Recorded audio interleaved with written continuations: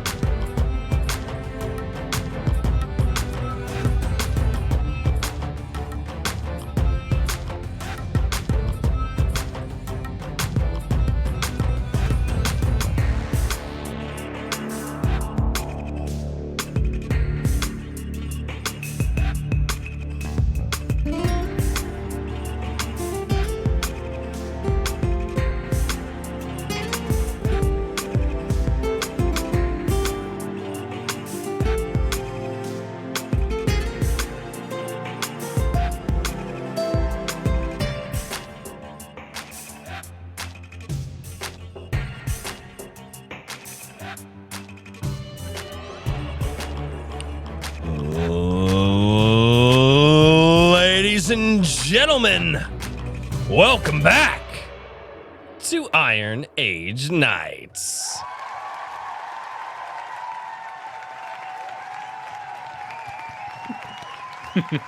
Hey, I have to shorten that applause. I'm so used to it now, though. I'm so used to it now. Gentlemen, how are you doing? What?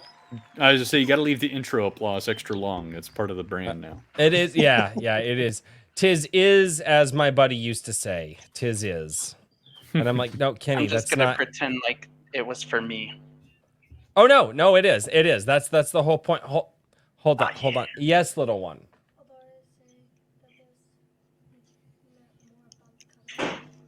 Okay, well, let mommy know when she gets home. Sorry, we have the one that doesn't feel so great right now. Feel better, little dude, or dudettely. Yep. And actually, so at the top of the show, guys, I do not want any of you to forget this. Chat, this is your job tonight, and this is actually a very serious job. For all of you out there who know the absolutely wonderful R.H. Snow, there was an accident in her family, and I want everybody in the chat to remember and to post this throughout the show to offer up prayers and thoughts for R.H. Snow and some healing, whether prayer is your thing, whether thoughts are your thing. Just offer up some moments of reflection for her husband to heal after a bad accident. He is in the hospital right now, and I want to let everybody know that. I want our community to don't bombard her with messages, but keep her and her family in your thoughts and your prayers this evening and tomorrow, and look for updates on Twitter. That's where she's updating. And for people who come into the chat tonight, because we may get lost in the conversation, if you guys would remind other people as well and remind me to make sure that we shout that out, because people come and go throughout the evening. So I wanted to make sure that I said that at the top of the show before I even say hello to the chat. So with that being said, thank you all so much for that, and I know she will appreciate it. And let's say hello to the chat this evening. I do still have it on top chat, so I do apologize. It's not on live chat yet because I didn't want to erase messages that are coming in. We've got over on the Rumble side, we have Lieutenant Bob, also known as King Bob. King Bob is over there. over on the Rumble side. And guys, never forget that if YouTube is not quite your speed, if YouTube tends to block some of the things that you say simply because YouTube is weird and sometimes YouTube blocks things that shouldn't be blocked, absolutely go over to Rumble, and you can jump in on the live chat over there and you can chat to your heart's desire. We also do have a live chat over on adrinkwithcrazy.locals.com where you guys can actually share memes, and I will see those memes and I will be able to pull those memes up. So if you guys actually want to share pictures and stuff, you do have to become a member over there. We also have Little Andian that just joined the Rumble chat as well. Trippy Soul over here on the YouTube side. We have the Quaff. Hail the Quaff and Shotgun Samurai. He has been doing some fantastic work. Mr. John A. Douglas for $1.99 over on YouTube says, hail Royce, hail the Iron Age, hail the Black Crown. Which one's the Black Crown? That's his work. He's gonna put out soon. That's awesome. How do I not know these things?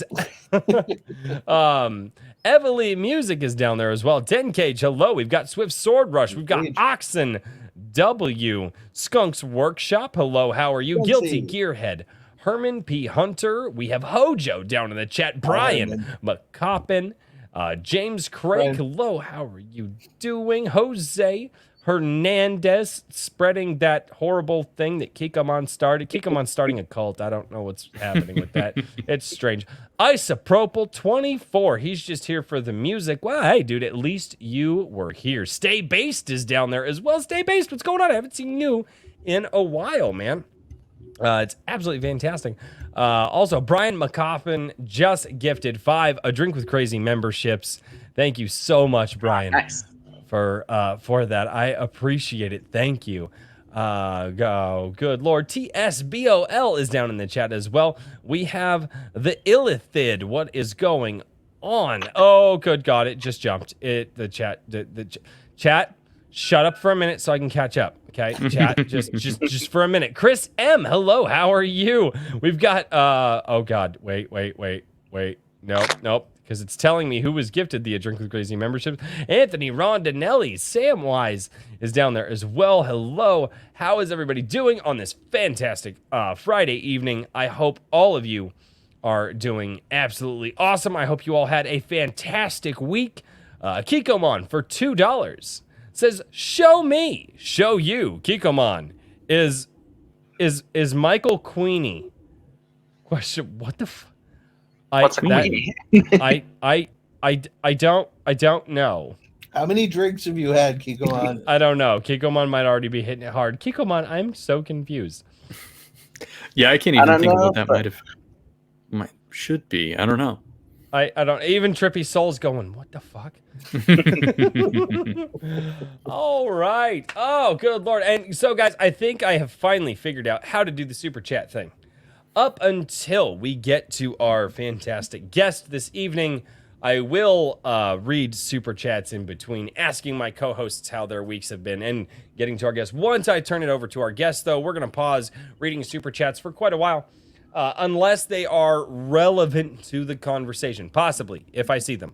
And also if I feel like breaking the flow of the conversation. But as of right now, if you guys super chat right now, I will read them at the top of the show. But once we get to our fantastic guest this week, we're going to put the super chat reading on pause and let our guest introduce himself to you so you guys can fall in love with your next favorite author. But before we get there, ladies and gentlemen, the man, the myth, the legend, the guy who is hammering it out with Anvil, the Iron Age magazine, the guy that I call my co-host and I so affectionately call Mr. King Richard. How are you doing, good sir? Doing well. It's been a good week. Good. I had the opportunity to interview Razor Fist and George Alexopoulos for the Ghost of the Badlands. Saw that. And then I turned it around in about 24 hours with the help of my wife doing some transcription and whatnot.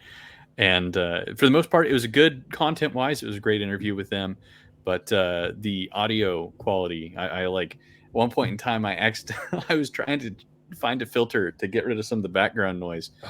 and I was like, "What does large room do?"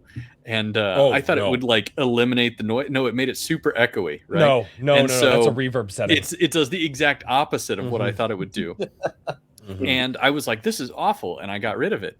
So I what thought- you're looking for is EQ and compression. Yes, Can do a well, little bit of that, I and figured then out some of that, but anyway, needless to say, there's an Easter Yeah. egg in that interview Oh, where shit. Echo Fist makes an appearance for a brief period of time. Oh, Uh, but anyway, Yeah, it but there was, was a oh, voice that's worse what the than Echo Echo. Fist thing Yep. was.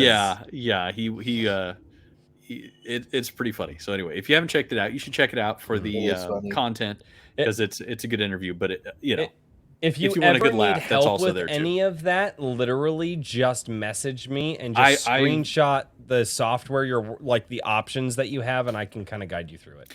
I will probably take advantage of that in the future. I Yeah. just, it was like midnight and I'm like, Yeah, it's dude. This It's is what happens when we all work too hard.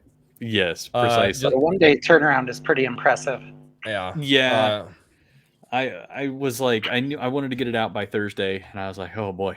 So it is what it is. Well, But that's anyway, why recorded interviews are hard, especially if you have to chop anything or cut anything or shorten it down at all. Like that's rough. It's rough doing that, and then getting seamless transitions in there.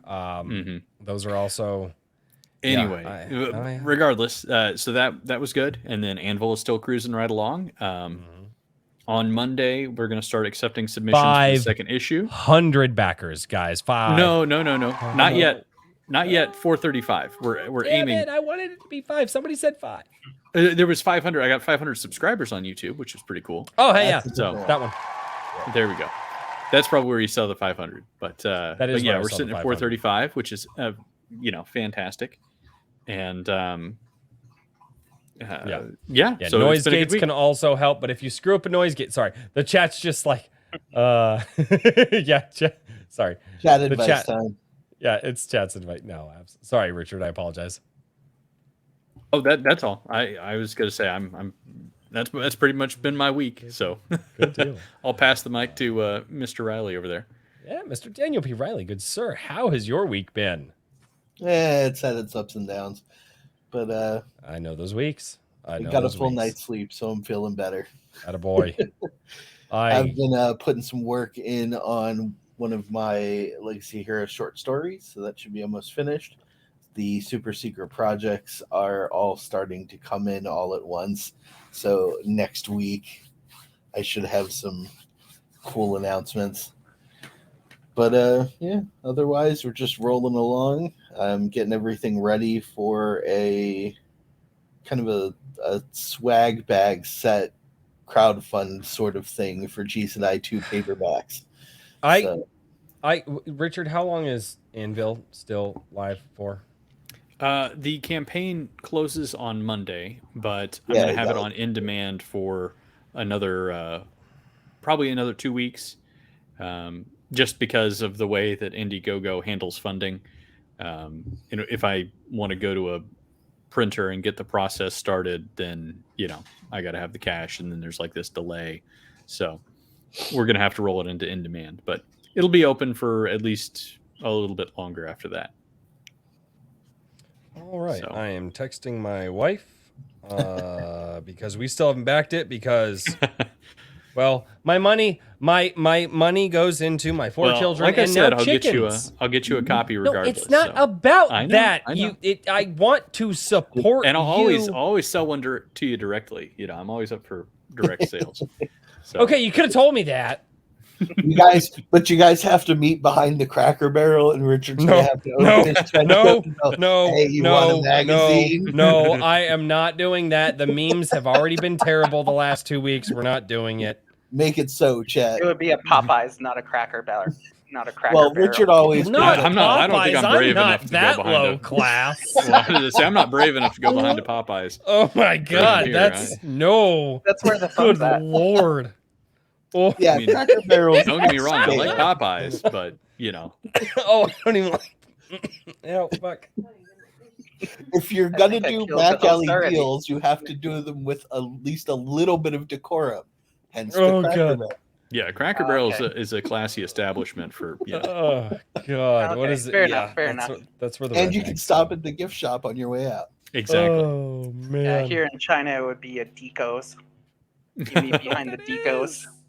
Oh God.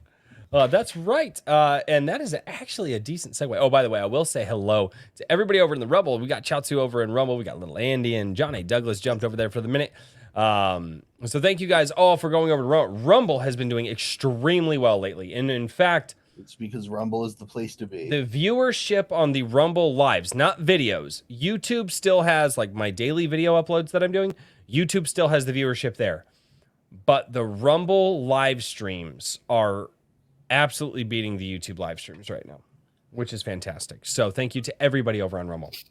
And I believe it is time to introduce everybody to our absolutely fantastic guest, a man who is no stranger to this channel and a man whose projects we've covered a few times on the channel through the supporter live stream nights. I think I've may or may not have covered one of your books in my solo stream before I turned Wednesdays into the supporter live stream. Ladies and gentlemen, I give you Mr. Michael Harris. How are you doing? I am doing pretty good. A little Good. bit tired, but pretty good. Yeah, you had to wake up. Well, you messaged me like 3 or 4 hours ago, and I was like, why is he awake right now? It's his Saturday. It's like I literally did the math in my head, and I was like, wait, it's like 5 o'clock his time. I got a newborn. Mm-hmm. Oh, okay, yeah, that makes sense. Yeah. Okay, I yeah, was never like, mind. I got a get you. newborn. I should get up anyway, so why not? Right. Infant alarm clock. And then I messaged you, and I completely forgot what I wanted to ask, and I still can't remember it.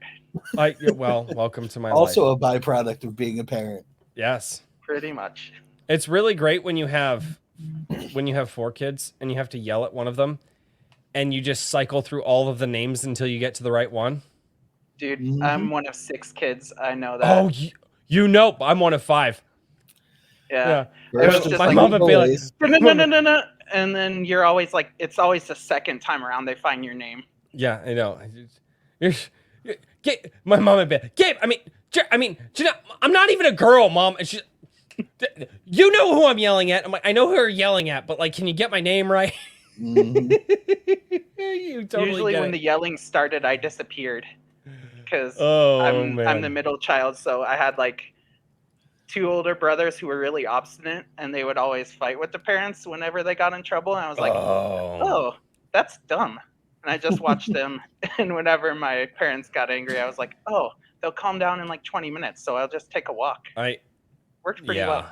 I got a little brazen with my problem is I like never mind. We're not going to get into that. Those are family stories. Family stories are fun, but I won't get into some of mine. But no, sir. Well, you are definitely no stranger to the channel, and I have been trying to schedule this with you for a while, because I know that you're like, hey, dude, I'd love to be on Iron Age Nights, and I'm like, yeah, let's do that. And the issue is that Richard, Daniel, and I suck at scheduling guests. We are utterly terrible at it all of the time, and That's because our weekly meeting happens every 3 months. Yes, yeah, we do our weekly meeting every 3 months. It's really fantastic. And that might be a little bit generous even. When was our last one? I think our last one was shortly after January. New Year's. Yeah, Mhm. it was January. It was January. That's almost So- 3 months. I know, and it's and the thing is I have even said to these guys, I'm like, guys, we got to get Michael Harris on. And they're like, oh yeah, no, we totally got to get Michael Harris on. And then what usually happens is somebody would reach out to us with like a project they're dropping that week or something like that.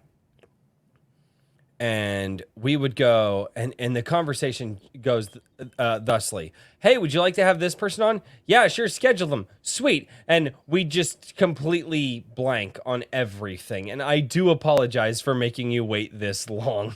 I'm so No sorry. problem. Oh, man. Or you do like I do, and I say, oh yeah, and then you schedule them for the wrong day. But in my case, Yeah. it worked out to be the right day. So, hey. Yeah. I lucked out there. There you go. Oh my God, that's right.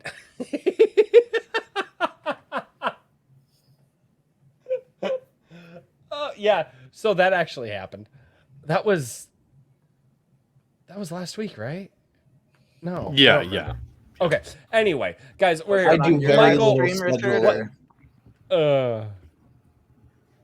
no, I think it was was it Immortal Comics, right? Or Immortal Rising Comics, or was it Hojo? It was Hojo. It was Hojo, yeah. So Richard actually scheduled the wrong day, but it turns out that day was actually like the right day and the correct day to work. Yeah, he wanted to come on today. He told us the wrong day, told Hojo the wrong day, and then it was, and like he thought he scheduled a different day, but it worked out. It worked out, yeah. Happy accident. Can't mess with success, right? No. I So, just show up, drink, and talk. I don't do the schedule. thank God. You So got the cushy job, literally with that chair. I know. So Michael, I got a little bit off the rails, and I do apologize, but do me a favor and just introduce yourself, and tell us how you got into writing, what's inspiring you to write the stories that you are today, and give some background on you and you as a person, and kind of give us the cliff notes of your life, as it were. Oh, I can't wait for this. Okay, let's see. Where should I start? Should I start with the books or the cliff notes of my life hidden into the books? I So think at you one should explain point, Michael's parents met. No. I think you should start with the unique quality that you have that most people don't, so that the context behind your stories really hits home. Okay, yeah. So I have this thing called aphantasia. Basically, that means your imagination is blind. When somebody says imagine something, it's just basically blackness. Oh, And interesting. You hear, like, some people have that, but they still have like the inner monologue. Mhm. I basically have silence. So I just have a mind that's pretty much quiet most of the time. Interesting. So anyway, I think I got that from getting hit a lot. not like abuse, but I love doing martial arts and stuff. Okay. And I've gotten a couple concussions. One of the craziest times getting a concussion was when I was holding a baby and I fell down. The baby was fine. I did like a tuck and roll, Okay. just like I did turn into a ball, and I did like almost like a roll, almost a full somersault roll, but my head hit like a really hard rubber tire. And yeah, the baby was fine. Didn't even cry until I got up and put them back in their crib. Oh, good Lord. You tried to do the thank Sonic God, the though. Hedgehog. But like, yeah, 10K down in the chat says that instinct roll, right? Mhm. Yeah, Yep. exactly. Yeah. Wow. That is. That Yeah. is. That was kind of terrifying because it wasn't, well, I just had my firstborn, so it Right. wasn't my baby even. It was just one of those, holy crap, this fence wasn't in right, and then just roll and then boom. But Oh. I'm glad the baby was fine. They were happy. They just thought it was a fun little trip. Yeah. Yeah. It Quite turns literally. out. Oh my goodness, Lord. So so that's interesting. I With- told you. Okay, so because I can't, and it is hard because my head is, and my mind is, it constantly sounds like New York City, right? It's why I don't Wow. get a good night's sleep. That sounds like it would be a pain in the butt. It is. It can be exhausting, yes. Yeah, no, my mind is constantly like New York City. So much so to the point where one of like the things that I've like, and I've always done it, I actually talk out loud to myself. I'll have like full conversations with myself because I have so much noise in. It's just, okay, we don't need to start, okay? But I've got so much noise in my head constantly that that I like getting it out into the world whether writing it down, like especially when I like write, and I need to force myself to get back into guitar and music. But when I would do that, like it helps me to get all that stuff out and get that angst out. I have had a time in my life where everything was peaceful in my mind, but I haven't lived a large chunk of my life like that. And so it's interesting to meet someone who kind of lives the opposite way in their mind that I do, where mine's constant noise, constant chaos, constant going. And obviously I think it's advantageous to me. It makes me good with words, also makes it hard to sleep. How is it for you? What are the benefits and the drawbacks? Do you have benefits and drawbacks? Have you thought about that? Do you think about things like that often or no? Yes and no. I mean, because for me, most of the time, most of my thinking is subconscious. Like I'll have just stretches where I'm literally just doing nothing. My brain's just like, you, and just kind of silence. But you ask me about something and I'll give you like a really full, like a really, how do you say that? Sorry, sometimes my English, I forget some of the English stuff because I've lived in China so long. But like I'll give you like a really well-rounded answer because my subconscious has been stewing on it for a long time, but my conscious mind is just like, okay, let's just kind of do nothing. And it's kind of funny because like I said before the show, I have 5 other siblings. So like 2 of them, they're just like they describe their minds like you. They're like, I can't even imagine just having my mind be quiet all of the time. And me and another brother, we both have aphantasia, and we're like, we can't imagine having all that noise in our minds. It just sounds like a hassle. I will say this. I don't have, and I won't go into that time period in my life, but there was a time period in my life when my mind was quiet. And it was one of the best, probably 2 weeks of my life. And I won't go into it, but I don't have to imagine what it's like. But I don't think that my mind was quiet like yours. I think that my mind was my version of quiet, if that makes sense. But I can definitely understand, but I don't know what it would be like to live with that long term, and that's just really cool. So how is it that you have a quiet mind like that, but you're able to put the pen to the paper and get those ideas? Because I would like, if you have, because I would imagine a lot of writers have like this idea, they have an imagination about it, and they kind of go forward with that. How does that work with you? So for me, like, I think, how should I describe it? Like, basically, like I said before, it's mostly subconscious, but I grew up telling a lot of stories. I would tell like my younger brothers, I would tell them bedtime stories for like almost 10 years. And so just when I get an idea, I'll just kind of get the skeleton of an idea. And then sometimes I'll try and plan it out and plot it. And then I pretty much abandon that after a day or two because I'm just like, such a pain in the butt doing that. I'm just going to write. And then I just pretty much write it. And it's kind of like the story is almost telling itself. So I don't know exactly how to explain it, but as I'm writing, I'm just like, oh, this is what this character would do because of their personality is like this. And you ask me, you know, what's your character's favorite dish or something like that? I'll be like, I have no clue. If it's not on the page, I don't know it. But I know instinctually what should be on the page, if that makes sense, because it's what goes well with the story. So is it safe to say that you're a discovery writer?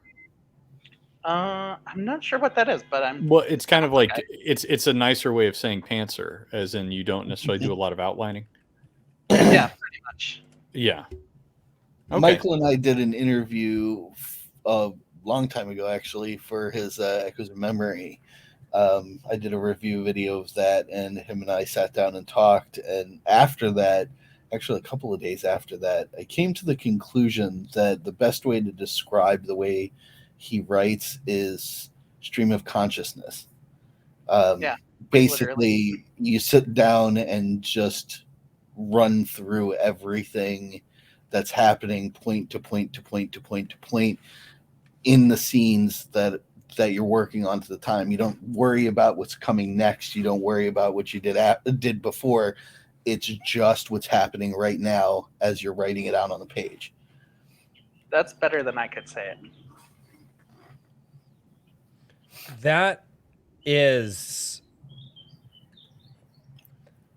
That's really cool, because I know the feeling of doing that.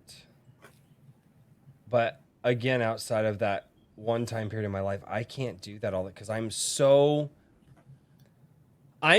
bad that I'll be talking with my wife and I will stop halfway through a sentence, and like my mind will finish what I'm saying, but my mouth will shut up, and I'll just stop. And I don't even know where I stop, but I will stop. And then in my mind, I have finished the conversation. I finished what I have said, and I'm waiting for an answer, and it happens really fast. And my wife is just sitting there going, and I'm like, and what? And she goes, well, you just kind of trailed off. I'm like, no, I didn't. She goes, yes, I could not imagine just sitting down, putting the pen to the paper, and just as the words flow, putting that out on paper. That's actually really cool. That I love learning about. I love learning about people and the different ways that people work. Like that just, I'm already happy with this interview. I'm good. Yeah. For me, it's like I have a hard time imagining people. Like I know some writers, and they'll write out of sequence. They'll just like write one scene, and then they'll write another scene, and then they'll write the end of the book, and then they'll go back and write the start. I'm like, how could you possibly do that? Like, how could your brain go like bounce around like a bouncy ball, like pew pew pew pew pew pew? It just seems like that's the one for me. I can't even imagine. I like bullet points personally. I like to know where I'm going to start. I like to bullet point where I'm going to end, and I want to have something in the middle, and then everything else in like the middle of that is like freeform, right? Mm-hmm. But I at least want to kind of know the dots that I need to kind of connect to. Yep. To make the story cohesive. And I think, and for me, and I actually structure videos that way. You know, usually when I make a good pointed video, that's usually how I'm like, how am I going to start? Where's my ending point? And usually I know my point before I even do the video. And that's my ending, right? That's the whole thing that I want to get to. And then I kind of sit there and I'll actually come up with my middle point. That for me, the start is the hardest part. How is that for you? What's it like? Obviously, is the start the easiest part for you? Is it as you write more, it gets easier? As you write more, it gets harder? How does all of that work? Usually, whatever point I'm writing at is the easiest point for me. Except for the blurb, like the back cover blurb, that will always be the hardest. Blurbs are hard. There you go. There you go. But yeah, usually like starting works is pretty easy, and I don't know, it's just wherever I'm at is the easiest point for me. It's except for like I kind of do what you do with, you know, the point and the point, like the bullet points. I do that, but probably much less structured than you do. For me, usually I'll just kind of have the overarching idea and then maybe a kind of idea of the ending, and that's about it. So usually I just have a concept, like my Sleeper Agent books. I just one day I was like thinking of the term Sleeper Agent. I was like, that'd be cool if the like Sleeper Agent sounds like a cool name for a book. I should write that. And I was like, what would a good story with Sleeper Agent be? And then I was like, what if it's about a dude when he sleeps, he can see through the eyes of people who are awake? And then it just kind of came from there. We did cover that on a few weeks ago. That was, I remember, because Trippy was on that show. Trippy's down in the chat right now. Trippy, back me up. You were on that show. That was such an interesting concept. And I think a few people followed you and maybe went to go and back your projects on that. I'm not sure, but what a way to kind of twist the. Well, maybe twist isn't. No, twist might be. But what a good twist to put on Sleeper Agent, though. Yeah, I was just like quite a few of my books. I kind of got the name first, and then I was just like, "What's a good story to fit to this name?" And Sleeper Agent was definitely one of those. And then I got the idea. Like for the first Sleeper Agent, that's how I got the idea. And the second one is I haven't told my backstory yet, but I've lived in China for 10 years. So this is I'm halfway through my 10th year in China now. Well, almost halfway. But so I started. Oh, go on. Keep going. Oh, sorry. I was saying before I came to China, I kind of started half-heartedly writing books. And then when I was here, I was just like, you know what? I have extra time because my job at the time was just weekends during the school year and then 5 days a week during the school break because I was an after-school English teacher, basically. And so I was just like, I have all this time on my hand, and I have a book I started, and I should finish it. And I never finished that book, but I started another book, The Echoes of Memory, the one Daniel reviewed. And then I wrote 3 or 4 more books in between starting that and finishing it. But as I was writing, one day I was at a little underground church meeting, and I was praying, and God was like, "You're going to be a writer, dude." And I was like, "Are you sure?" And he was like, "Yep." I was like, "Cool." So I know how I know that feeling. Yeah, it was one of the few times I heard God speaking super clearly. But that's awesome. I just started writing, and then I totally forgot what the point of what I was saying was. Sorry about that. Let me see. Welcome to Iron Age Nights, where we forget constantly. Do not apologize. And that's what I will say to people. Never apologize on this show. It makes you sound Canadian. And I am enough Canadian for the chat. All right. Screw you mother. Just kidding. Right. Hey, dude, I'm a construction worker, man. I'm used to it.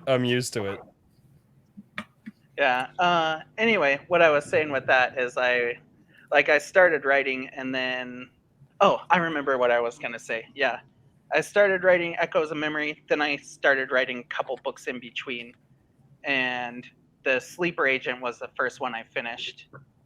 But then the second Sleeper Agent book, I was talking, I have some friends who were oh crap. Dang it. I promised myself I wasn't gonna forget this word. Foreign exchange students. I've been interviewed twice, 2 or 3 times. Every time I forget the English word for foreign exchange student. I only have the Chinese word for it in my mind. What's that? What is the Chinese word? Liu Shuisheng. Okay. So I was like, I need to remember it today. I'm not gonna forget again. Write it on your hand and marker. Yeah. Oh, that's such a good idea. That's such a great idea. No, just I'm gonna start writing down words that I commonly forget now and just be like, nope, that one. Eventually, Royce is gonna have them all over his arm, He's gonna be like the dude from Memento. Yeah.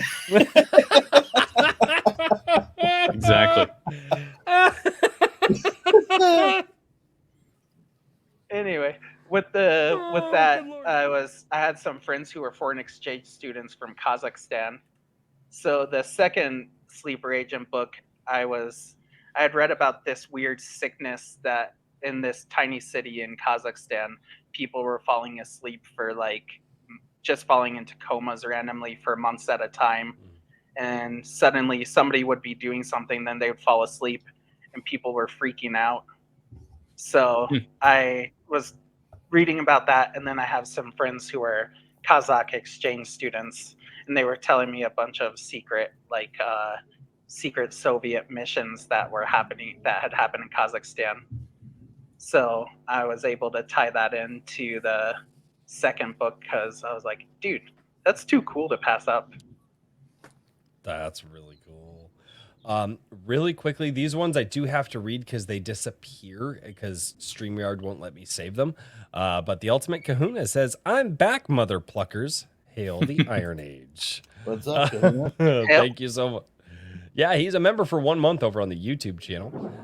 And those member chats, they disappear in the ether, and I don't want to miss them. So I do have to read those as they come up. So you have been in China for 10 years. Yep. Okay, so where do you come from and how do you get to China?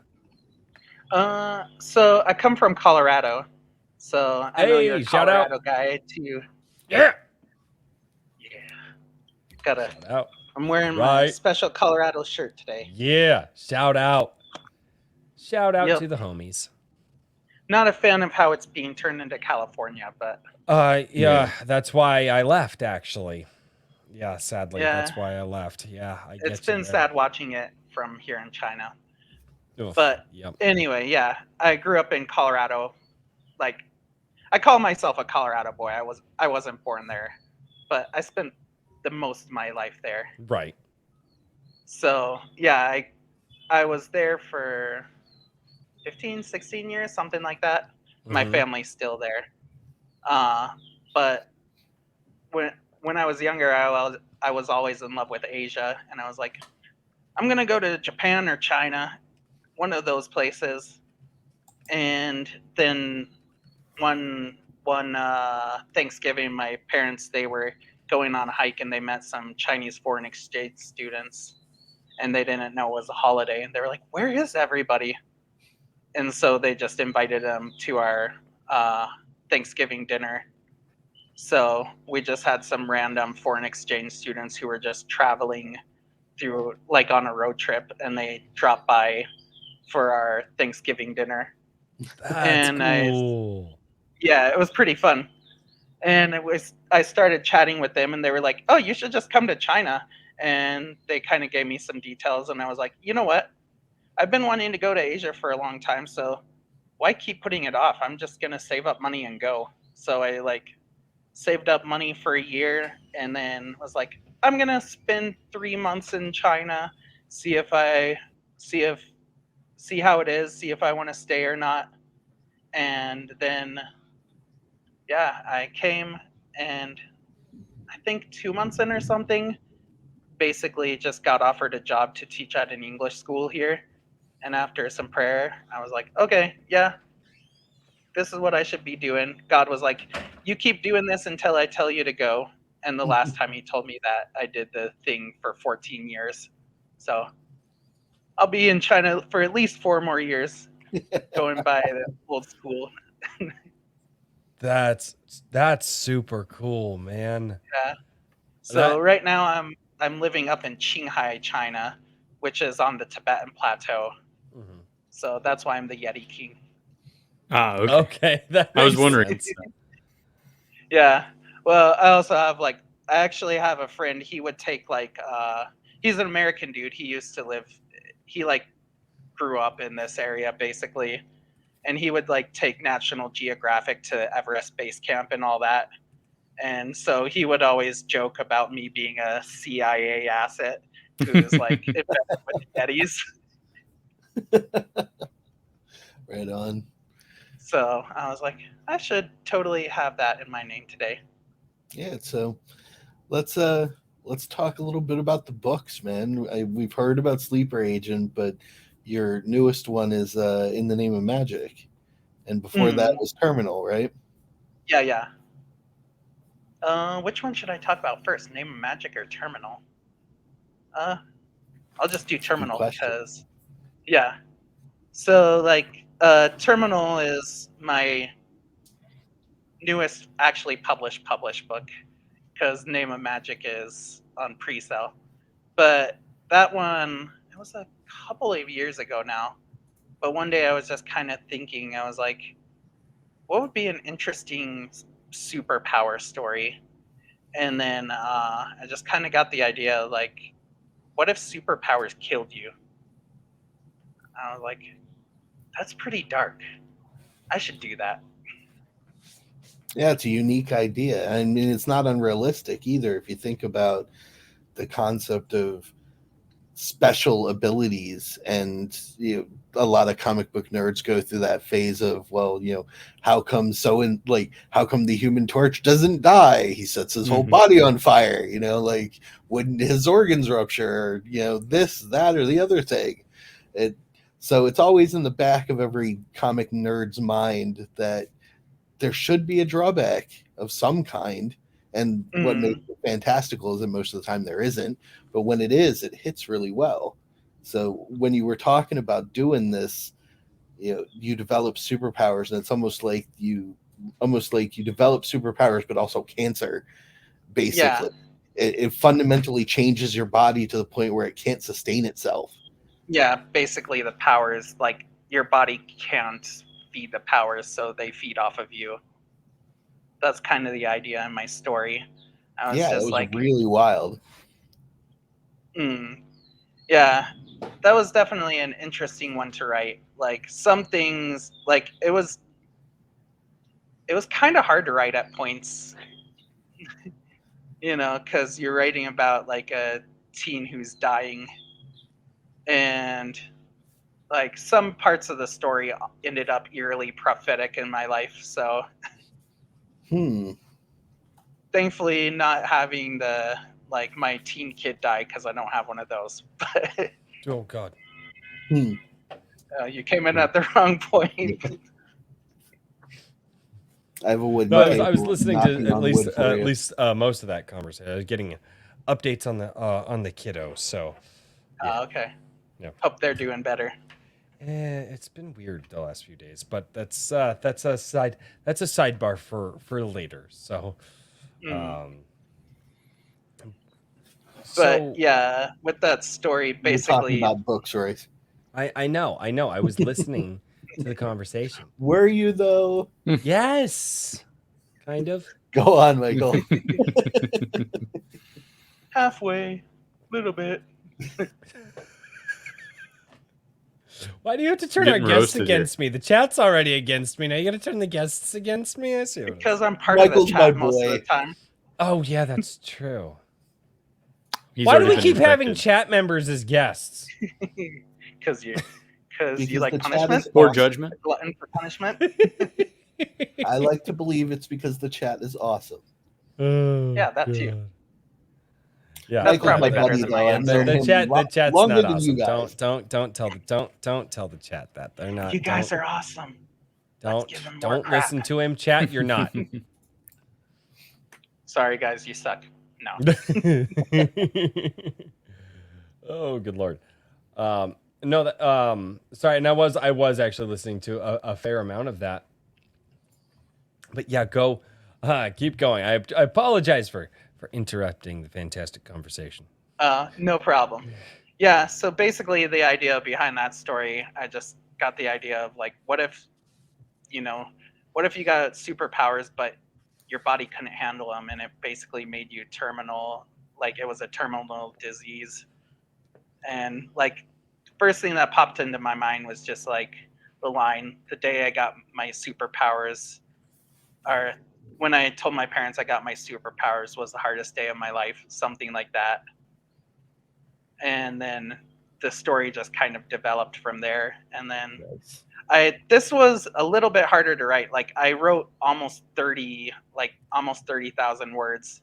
Then I realized, oh, I'm writing this story like totally wrong. So I rewrote it from the Oh start. wow.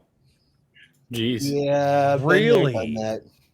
Yeah, it was good, but it was turning more into just like a normal adventure book, and I was like, this isn't quite the vibe I want to go for. I want to go for like more of almost like a memoir of like the kid as he's of the main character Ezra as he's like dealing with learning to live well while he's dying, Mm-hmm. if that makes Wow. sense. No, that totally makes sense. I It's a get very I just heavy can't believe that topic. you were 30,000 words in and you just decided, well, and you made the decision to kind of rework the story. It's not Yeah. uncommon. Yeah, it was good, but it wasn't right. So I just was like, oh well, bye-bye. Time to start again. So, I mean, that's not as bad as the one time my computer crashed and I thought I had auto backup on, and like I didn't double check that and I lost 50,000 words and like I lost a Whoa. whole 50K draft of the Oof. second name of Magic book. That's rough. Yeah, Mhm. that one sucked, but it ended up being okay because this new draft is better, less meandering, and I'm Well, that's about good. 25K into the new draft. So Nice. There's those that are, in my laureate group and have known me for the last couple of years may recall that at one point I was talking about a steampunk western. Yeah, I've rewritten that thing 3 times and it's still not right, which is why I never published I it. feel you. Yeah, I have a sci-fi book I'm working on. I'm also 25K into that.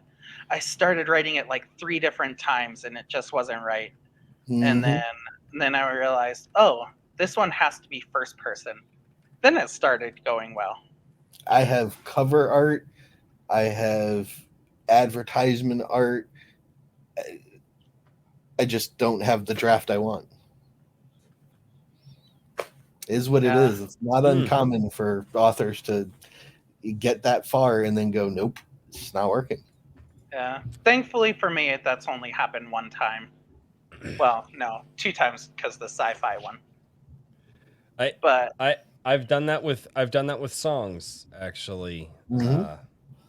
And it's a very very different thing. I mean, obviously not as many words, but I've done that with songs where we've done months of practice as a band. Like, I mean, hours of working on a song. Where it's only, I mean, it's just, I mean, what's a song? A couple hundred words maybe, if it's a long song.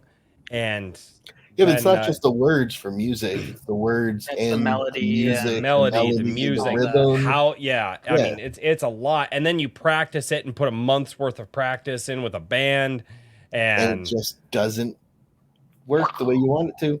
Mm-hmm. Nope. And it's one of those things you just kind of look at the other band members, you go, are you guys feeling this song? And they're like, no, not really. I'm like, I haven't really felt this song for the last like 3 weeks. They're like, yeah, we felt the same way. I'm like, why didn't you say anything? Yeah, the only thing that's actually made it in all 3 iterations, and will probably make it into the 4th one if I ever go back to doing it, and it clicks in my head finally, is a chase scene to Black Dog by Led Zeppelin that has stayed in each of the iterations of this book because it's the only thing I feel is right, and I can't get the rest of it to fit well. So, have you tried a perspective shift, like first person to third or something like that? I tried perspective shift. I've tried a tonal shift where instead of writing it I tried writing it as a sci-fi with a Western vibe as opposed to a Western with a steampunk aesthetic, which was my original version. That didn't work. I tried writing it as a crazy team action story because of that scene with the song that I wrote out and really loved. I'm like, okay, well, I'm just going to lean into this madcap band of misfit, soldiers being outlaws and see what happens. And nope, it's just not working. Yeah. I'll get Maybe there just eventually. abandon it and come back to it later. That's what I do. Yeah, I've like all 3 versions, 35,000, 40,000, and I think 28-ish. Each version, yeah, they're still on my computer. I go back and read them and go, "Is this gonna work?" And I'm like, "No," and I leave it alone. Okay, so I've done again with the music thing, and I have seriously asked myself this question, and I wonder if the writers in the room, and actually, and not even just the writers in the room, Richard, I'm sure that you've done this.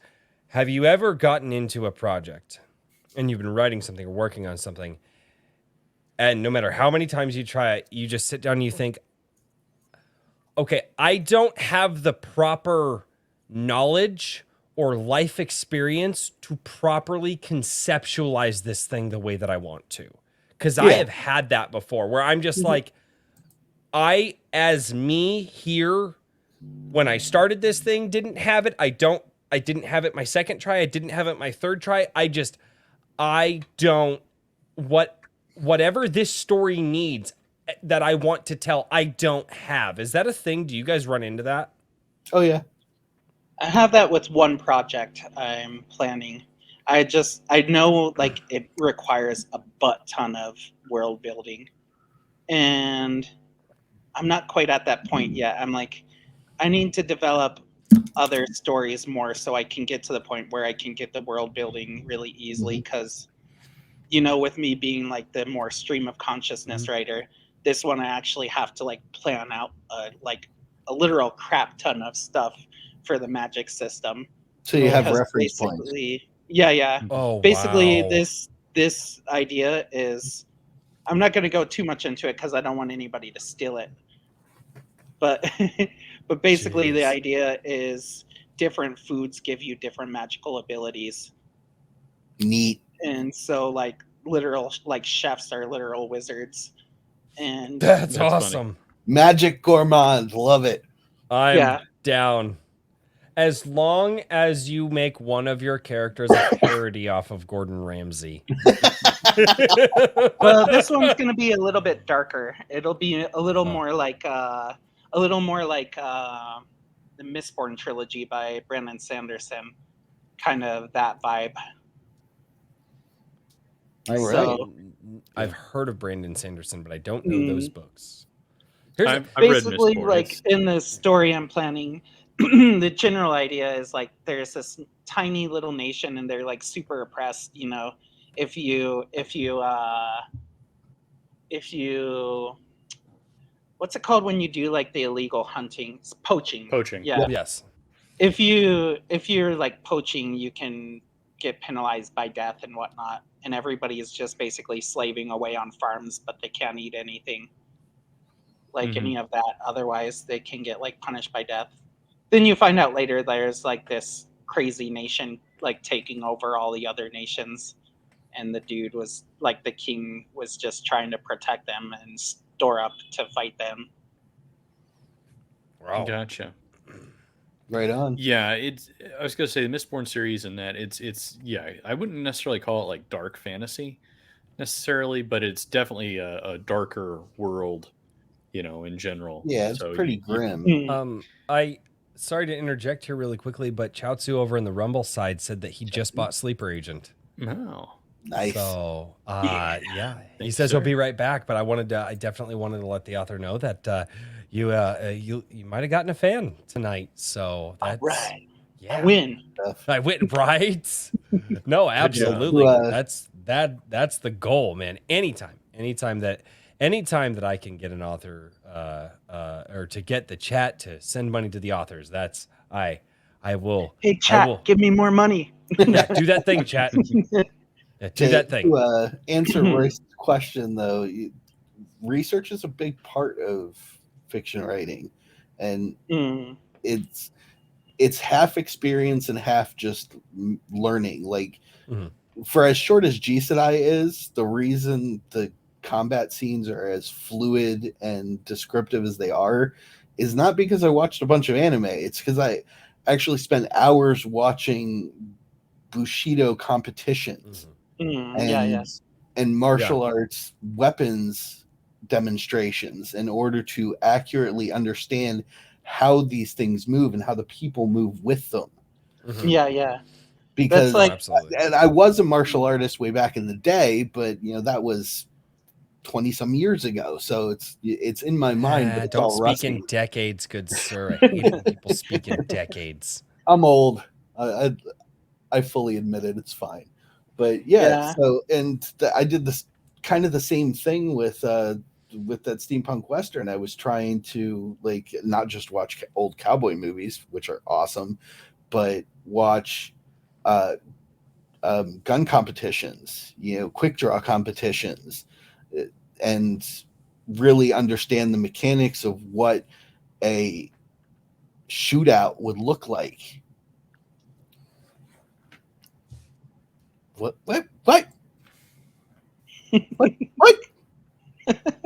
That's I was going to respond in chat, but I'm just going to say that's here you that's a go, little bit of a Jose. concerning I'll bear my lesson. biceps. There we go. Chat. Don't be dirty. It's Is this chat. tempting This is enough what for you, Jose? This is why I tell you never compliment the chat. They don't deserve it. Don't do it. So Trippy Soul's so pasty.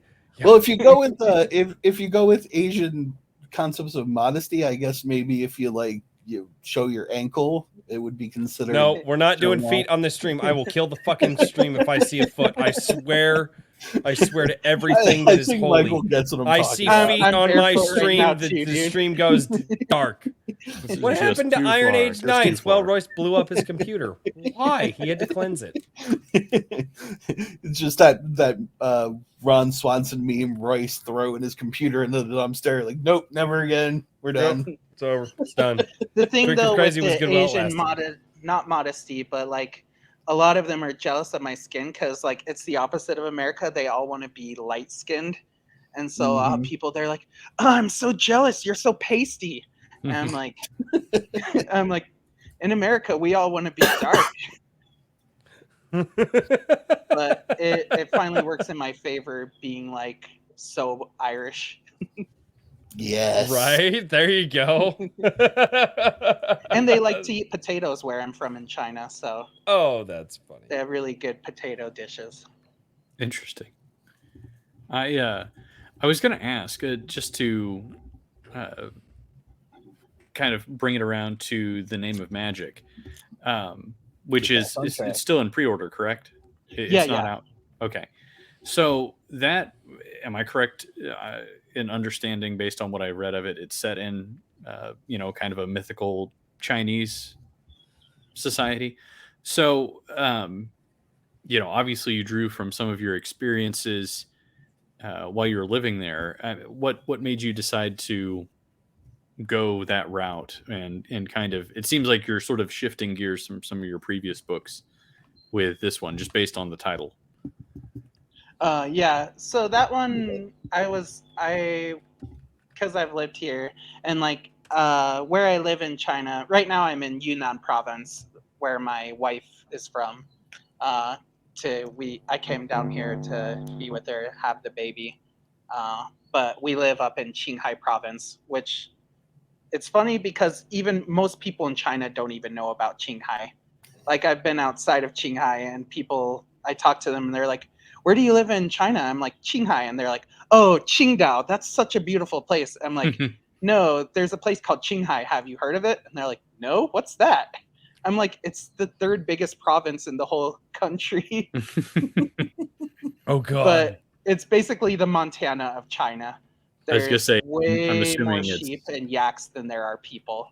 Yeah, not very industrial by comparison. Yeah. Well, the funny thing is, I live in the capital city, and everybody's like, "It's so small, it's so backwards." It has about 2.5 million people.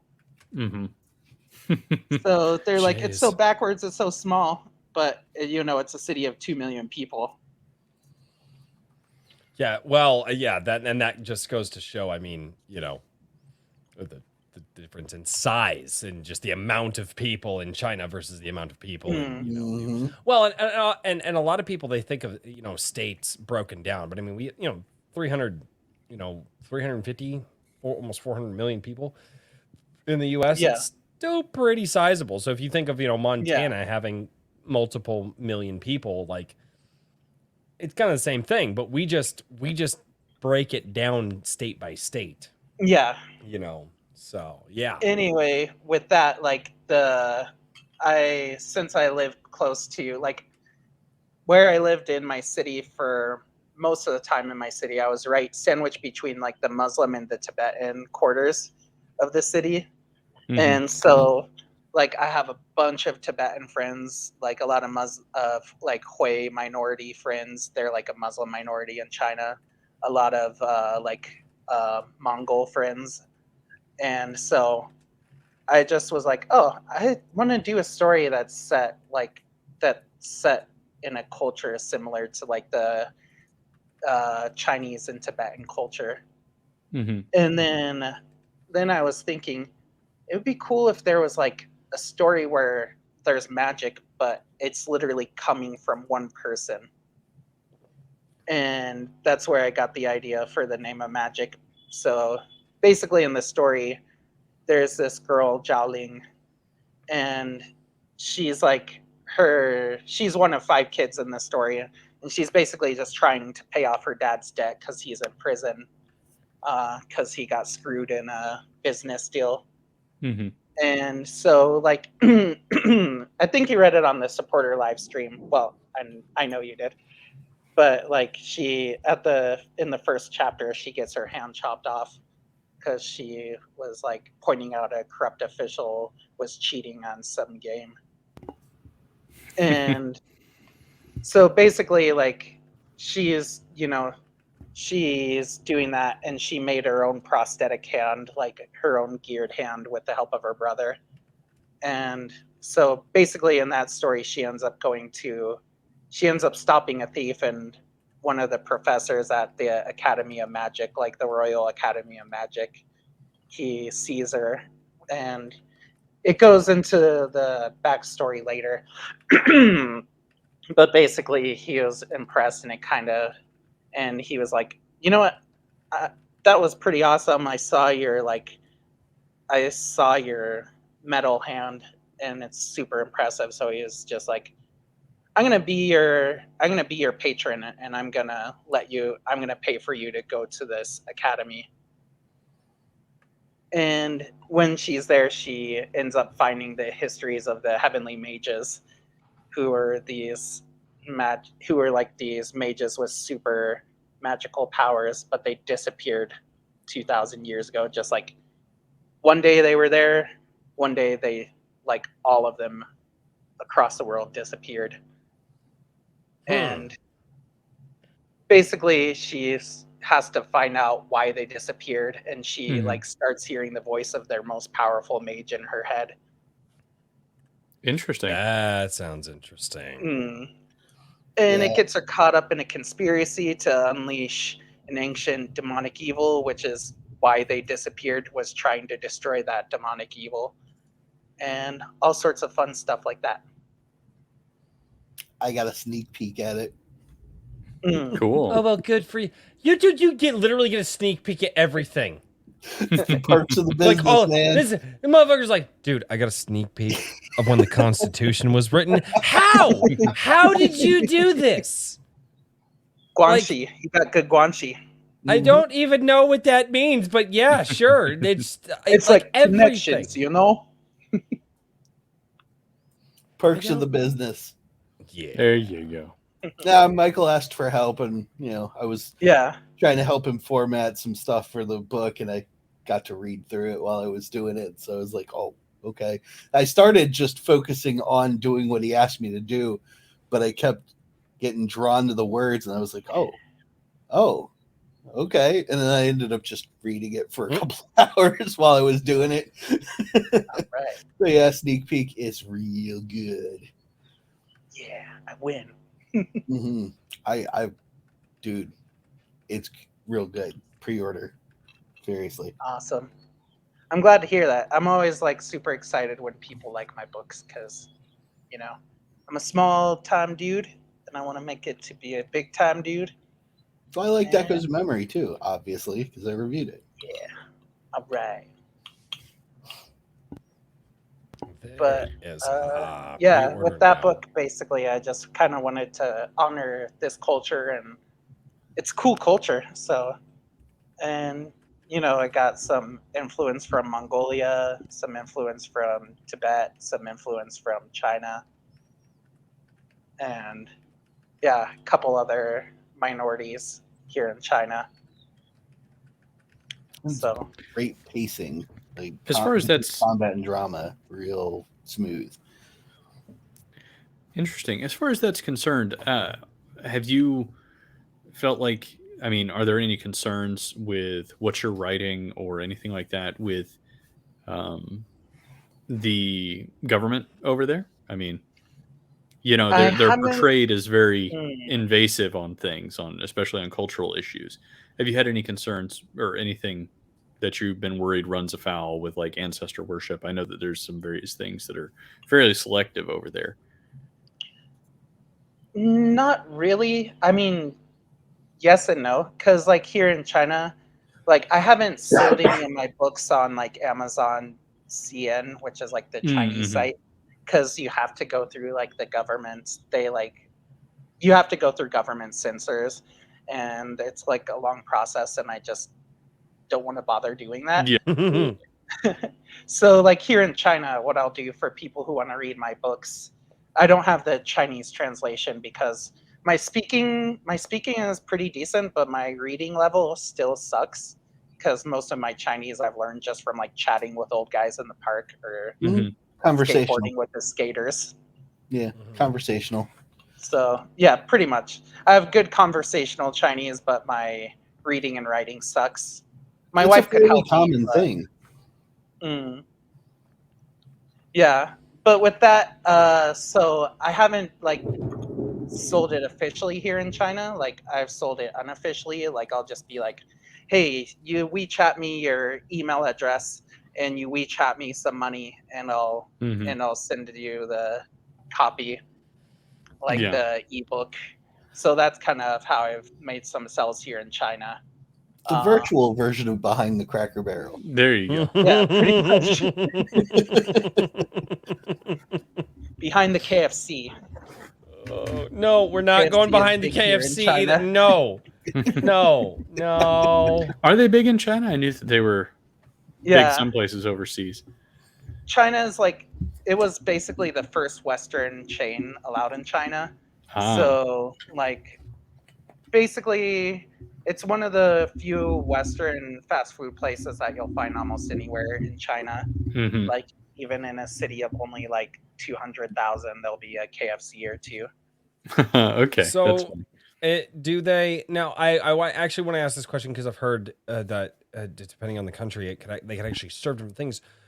Do they actually serve like the fried chicken over there? Is the menu different than it would be in the United States? Because I've always been curious to actually ask that question to someone in real life. I actually like Chinese KFC a lot better. But the menu is pretty similar. I would say it's like 50-60% similar, and then like 50% like really different. So like you have the basic, you have like the fried chicken, all that, that's normal, and you have the chicken sandwich. But then like the chicken wrap is like a Beijing chicken wrap, and it has like a spicy, I think it's black pepper sauce, and they have a bunch of like more Chinese style things. And some of the KFCs you can even get like Chinese chicken noodle soup and things like that. And Interesting. you can get milk tea, boba tea, things like that at the KFCs here in China. Boba tea makes white women weak in the knees. It is the strangest thing. Dude, I had a It's not boba shop bad. for about a year. Really? Yep, me and my wife ran one. We're hoping to open again soon, but with the little dude, we're gonna wait till he's a little bit bigger. But yeah, I can make a mean boba. I can make like some really good stuff like do you know the matcha tea? Big No, fan I of don't. Matcha is like a Japanese, like a really strong green tea. It's like a green tea powder. Yep. So Yeah. like one of my favorite ones we did is called the Yaya Mocha Latte, the coconut matcha latte. So you do like coconut milk and then you put a little bit of matcha latte on it, and it's like super tasty. And then I made a couple like coffee drinks that were my own specialty that people really loved. Like one is, have you ever heard of the Korean Dalgona coffee? No, that's news to me. So basically, you take instant coffee and you like take a spoonful of instant coffee, no sugar or anything. Then you take a spoonful of sugar and then like 30, what's the liquid measurement thing? 30 haosheng, like Ounces, 30 milliliters. yeah, those things. Milliliters. You can do like a quarter cup, a half cup, probably 30 milliliters. I think it's the milliliters. Yeah. You take like 30 milliliters Just go with of like hot spoonfuls. water, and then you just whip it, and it makes like a froth. Mhm. And then you pour it over like iced milk, so it's like an iced milk like cloud latte. So Interesting. There's, I can't remember what it was So- called, but yeah, there was a coffee that I would make where it was like you make regular coffee and then you put the instant coffee and the sugar together and you whip it, and it becomes this infernal creation of like ultra That's basically what it caffeination. was. And so yeah, exactly. You whip it good, and yeah, Oh, God. I was drinking those for a little while, and then I was like, I need to stop because I'm gonna like have some kind of heart palpitation or something. Yeah, basically Vibrate it was into that another idea. dimension. Yeah. It's that idea, almost the same, but Okay. like my own special flavor was the rose latte, like that. So you do that, but with rose flavoring. Mm, Interesting. I don't know what Super rose good. tastes like. I've had rosé, but Good. I don't know. Very good. What is rose? It's a type of champagne. Yes. It's basically it's white girl champagne. Wait, girl. For Now, me, under the beard, I under the almost beard, he's never- actually a white girl. Yeah, I'm just I saying almost never drink it's alcohol, good. I mean, but like you if can I drink you can alcohol, it has to be girly. yeah, it's because Or you can get super hard. dangerously inebriated on a half bottle of rosé that some girl doesn't finish off. So Dude, white girl drinks are scary. Like I've had bottles of whiskey that aren't half as scary as some white girl drinks, man. Oh my, like I don't know how they do it, but like it's terrifying. It's utterly terrifying. It's just like It's 'cause soda the that'll get flavor you masks super it. drunk. Well, and then there's usually like such a high sugar content. My headphones are screwing up. I don't like this. Usually there's such a high sugar content as well. And So I that mean, it's the sugar flavor. mixed with the alcohol, Oh, and yeah. then just like Sugar gets it into your system quicker too. ugh. I don't Sugar like and that. electrolytes. Yeah. For me, I've never been drunk, but the closest I've got to being drunk was here in China, drinking some homemade baijiu. That's like Chinese vodka. Oh, Mm. good lord. It was homemade It's like baijiu served moonshine, in a gasoline canister. Ah, nice. Oh, the man literally drank booze out of a gasoline canister. If that doesn't make you Chinese guys, moonshine. if that doesn't make you guys Yeah. pre-order his book, I don't know what will. Yeah, Chinese That moonshine. was the closest I've ever got to being drunk. I had like 2 little teacups full, and literally my face went numb. I was like, okay, I'm not drinking anymore. Yeah, Herman- it's a little Bell's palsy. Yeah, it's fine. Yeah, Herman P. Hunter. That's That's what I'm called saying, moonshine. Herman. Chinese moonshine. Yeah. Yeah, it might be. Yeah, Yeah, it's Chinese moonshine. that's there you go. Yeah. So, but yeah, for Mm. me, like I drink maybe 1 cup of alcohol a year. So, and that was you enough feel for that shame. year for me. I drink. Never mind. We're not going into that. the show So- is titled aptly. Yeah, for me, it's like I'm the basic white girl, like boba and I mean, you like certainly milk looked the part, right? tea. Yeah. I think These Out- days, I think maybe you do. Actually, I'm not sure. right. I don't want to Oh be. my god, we're not getting into. Okay, In China, sorry. we Could call get that. into In China, we call that Bianxingren. Oh, good lord. Change Oh, sex person. oh god, that's great. I love it. Oh man, no, I'll make sure that's to add that to my lexicon there. I will say this. Although the internet is mostly a horrifying place, exhibit the chat. Don't be mean to the chat. I will absolutely be mean to the chat. That's all they deserve. Anyway, You invite ruin. I do not. They bring it, and I just don't turn it away for attention reasons. Anyway, one of the things that I've learned is that it seems that somewhat traditional values are kind of universal across the planet. Mhm. And I'm not talking about governments and things like that, because I hate governments. I hate governments the world over. They all need to go away. But people, Just chaos. you talk with people, and I used to work in a hotel in Colorado, and the coolest thing was I got to talk with people who were traveling from all over the world, and you got to learn, and I got to learn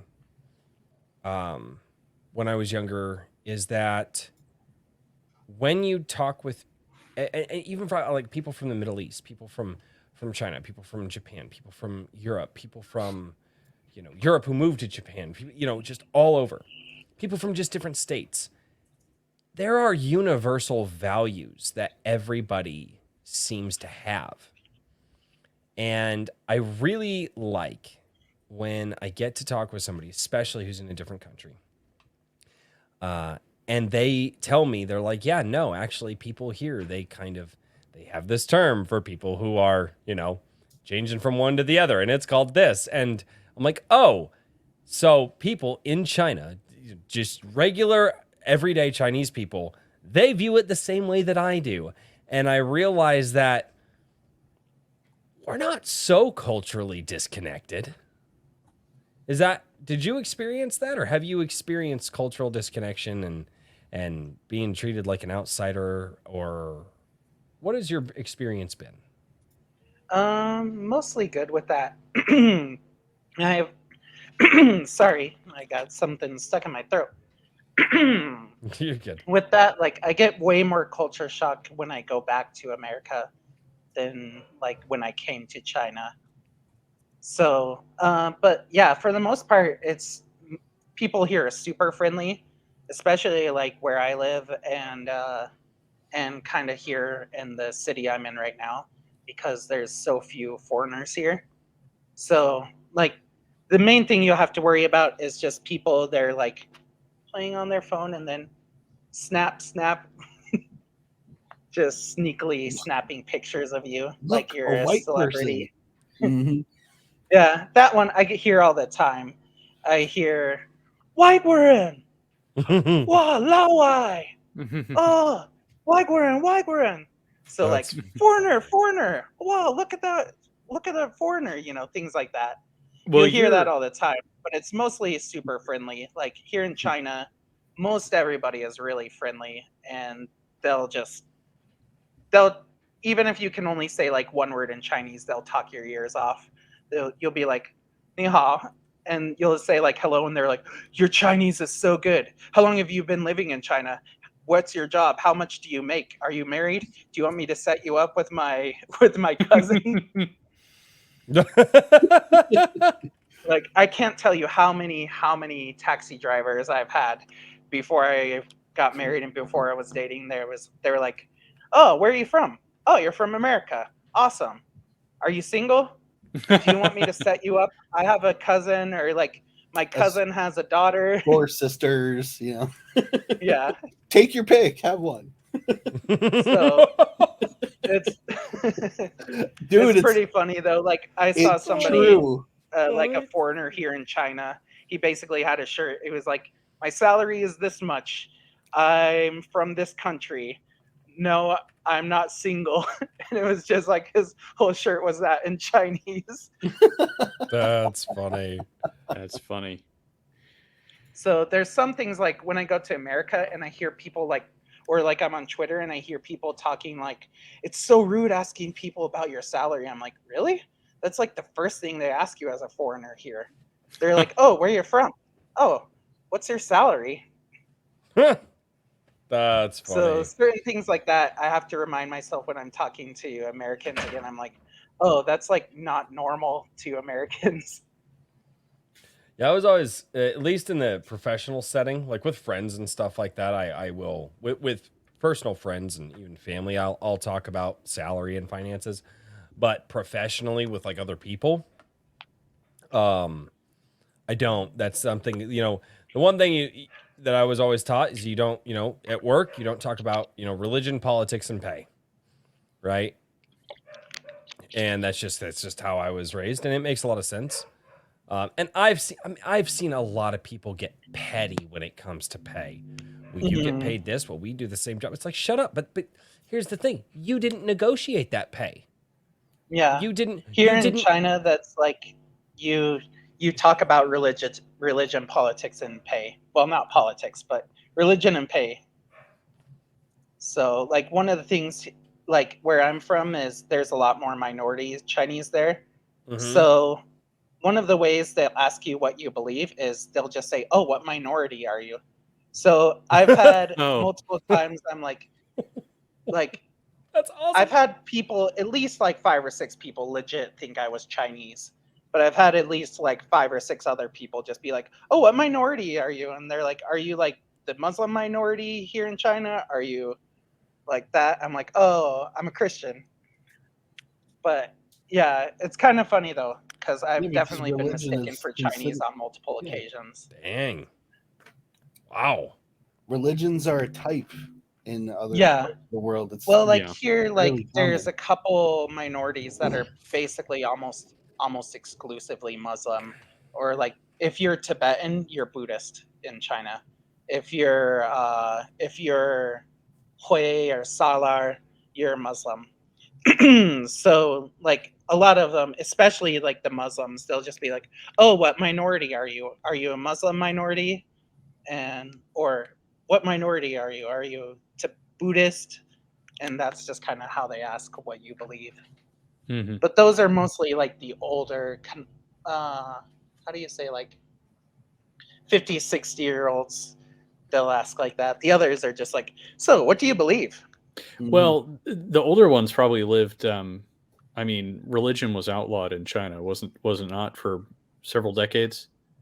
Yeah, pretty much. I mean, I know they went through and exterminated a lot of the various religious orders. I'm not sure if like religion itself was outlawed, but Yeah, the it was mosques never and churches. officially outlawed, but you had to do. Oh, it was functional. Yeah, it was state-sponsored functionally religion. Yeah, eradicated. functionally Yeah, outlawed. So they had to develop code. Yeah, Yeah. pretty much. We like when you're talking to other people about it. Like for me, if I'm talking to other foreigners about it, I'll use code. If I'm talking to Chinese people, you're okay to talk about it as a foreigner if they bring it up. But it's illegal for you to bring it up to them because they view that as proselytizing.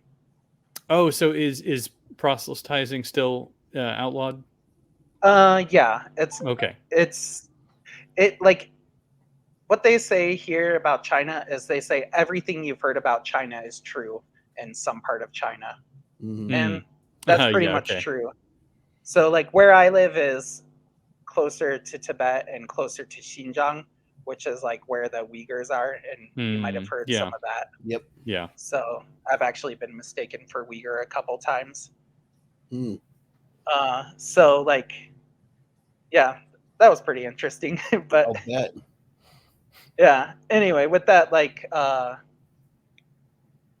with the, oh, I've spaced on what I was gonna say. Sorry. It's okay. Yeah, we were just talking about how different people will ask what your beliefs are, essentially. Yeah. Yeah. Oh, yeah. With that, you can't proselytize, but like just here in China, it's just super normal being like, oh, where are you from? What do you believe? What's this? You know? Mm-hmm. So I would usually like when with the Chinese people, I won't bring it up, but lots of times they'll ask a question that's related to it. So then Mm-hmm. I would just say, oh yeah, I'm a Christian and this is, this kind of what we believe. This is, you know, because a lot of them they don't really know it, so they'll be curious. So I'll answer that, but you know, proselytizing is illegal, and like I lived in China, but I wasn't called here to be a missionary. I'm Mm-hmm. just connect with other Christians here, and if people have questions, I'll answer them, and be a brother in Christ. But I'm not here to be a missionary. Yeah, I understand. Interesting. No, that's interesting, because sometimes you talk with people, and especially with what you said a minute ago, that with whatever you hear, if whatever you've heard about China is true somewhere in China, usually you talk with people and they go, no, that's a little bit blown out of the water. Or some people say, yeah, that is kind of true. And I've noticed as the internet has gotten bigger, more and more things are like, yeah, no, that's pretty much accurate. But it's interesting to hear somebody say, yeah, no, a lot of that is still a thing, but it's the way that you kind of go about it is different than what you may have heard. So it's interesting to hear. Yep. I mean, there's still a place here in China. I think it's called Jilin, and they have a dog meat festival each year. So, but then other places in China, they're like, that's barbaric. We need to outlaw that festival. Mhm. So, I mean, I'm gonna be quiet on this subject. I would piss a lot of people off. I probably would too. It tastes good. I view animals as animals. That's just where I'm at. Like, it's I'm down. Like, I just I view I know everybody's like, no, but my Fluffy, and I'm like, I've had people give me like horse sausage and things like that. I'm like, I'm not gonna refuse it. The only thing that I disagree with, and I disagree with it here in the US, I disagree with it wherever it is, do not mistreat the animals that we are using for food. That is where no. That's where I don't like, and that's why I prefer to buy from smaller local people, because they treat their animals well. They care for them. They give them a merciful death, and the animals are happy and healthy and enjoy life. I do not like mistreatment of animals in any sense of the word. Absolutely not. That being said, I'm kind of that guy that I'm like, I animals is animals. Like, we use the animals for food, and a lot of people look at me and they're like, what? And all right. Let's get a little controversial here. I've had people look at me, and like online fights, and even in real life, and they're like, well, would you eat your dog? I'm like, okay, if I'm hungry enough and my kids need food, I know how to dress out an animal. Yep. And I have big dogs, and I have big dogs for two reasons. One, to protect my house, and two, if things get really, really bad.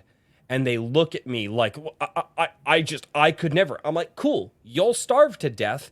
I will at least live for another day. Like, I know it's a dark thought, and I'm glad that we live in the comforts that we live now, that we don't have to do that. But when the have to hits, I'm just saying.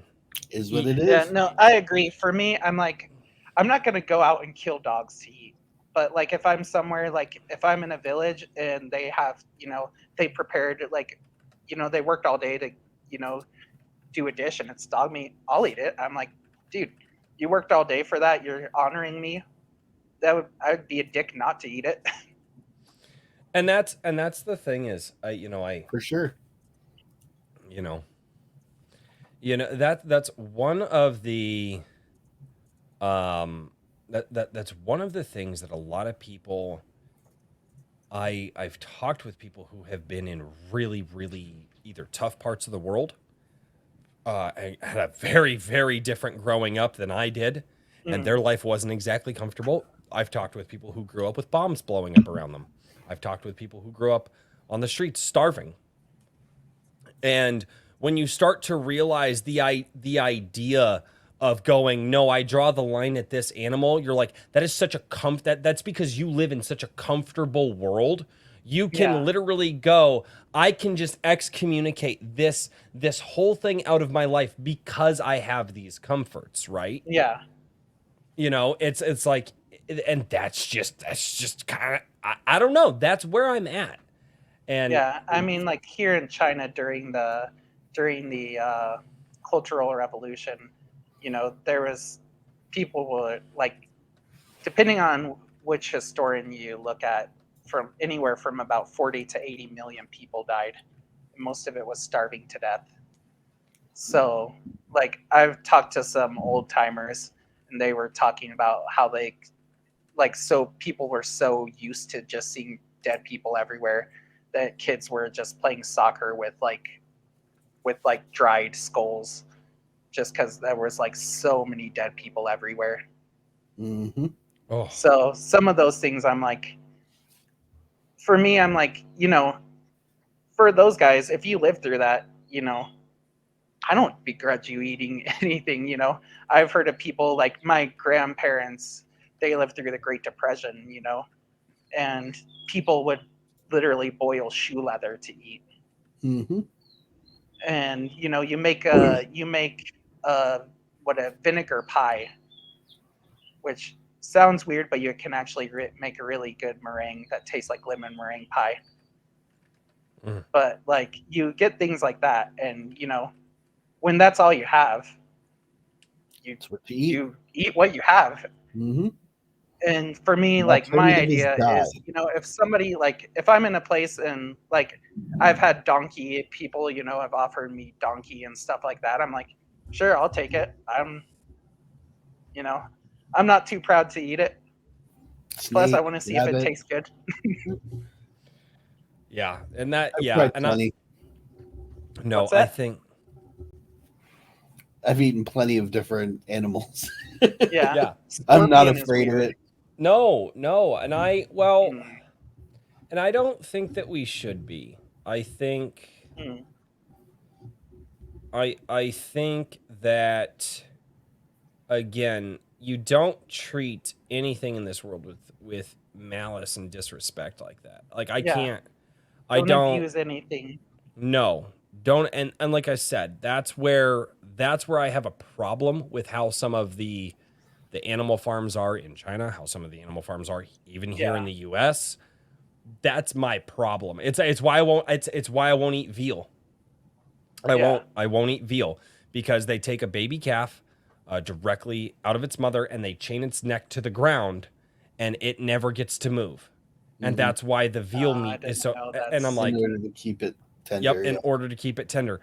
I won't eat veal. I can't do it. I just, there's something so wrong about that to me.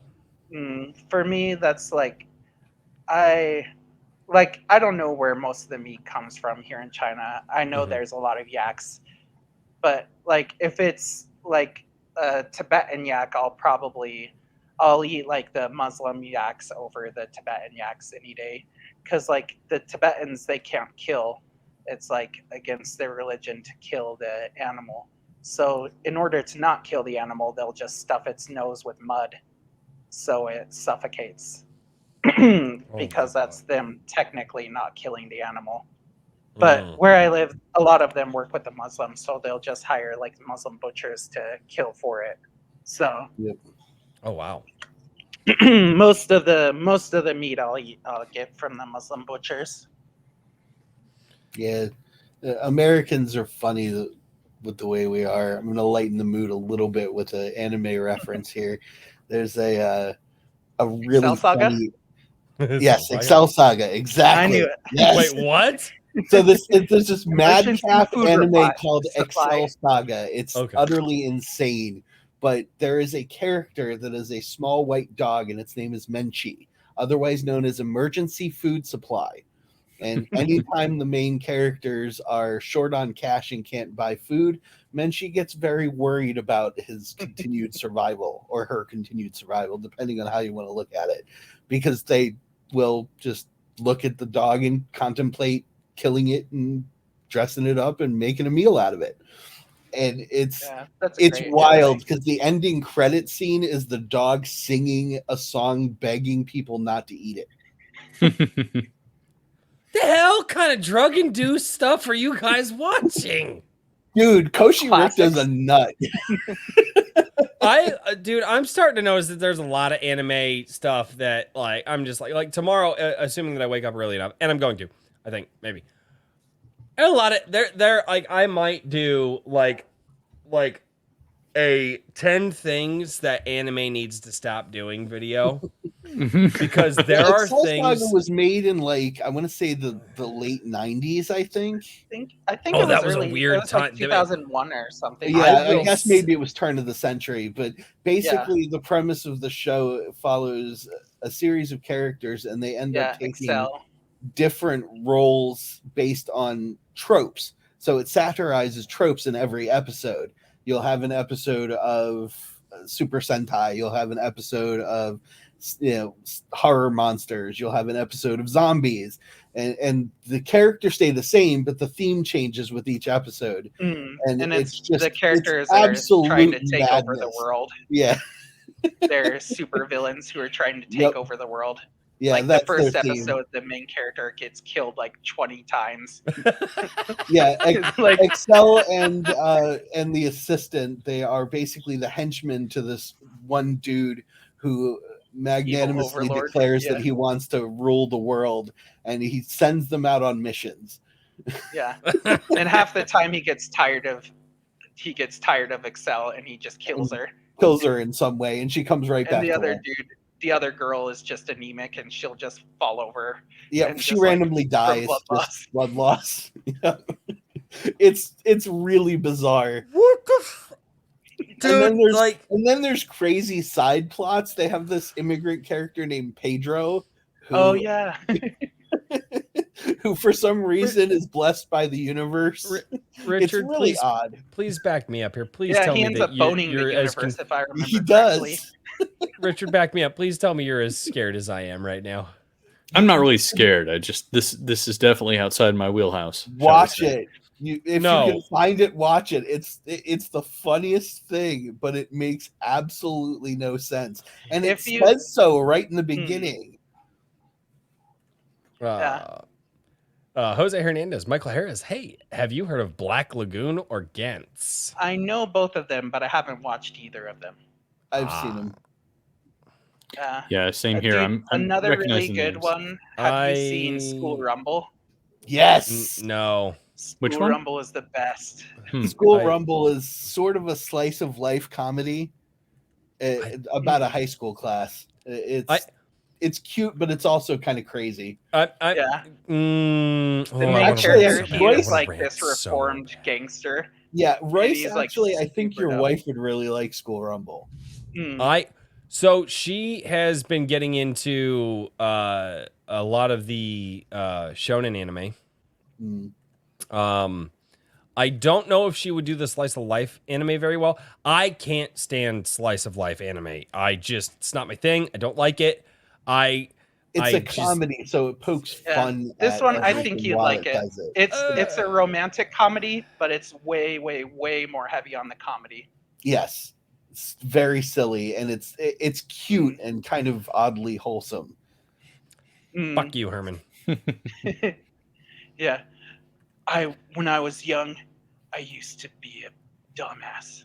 I was the king of the world. Well, that's actually a quote that a lot of people could probably sympathize with. Oh, it's a lot of fun. Dude, I have been I didn't like anime. I didn't for many years. Obviously, you get into there's my Vegeta up here, and then I actually have a pop figure Vegeta that my wife bought me up here because Vegeta's my favorite character. There's a couple that I grew up with that I thought were really cool that I really liked.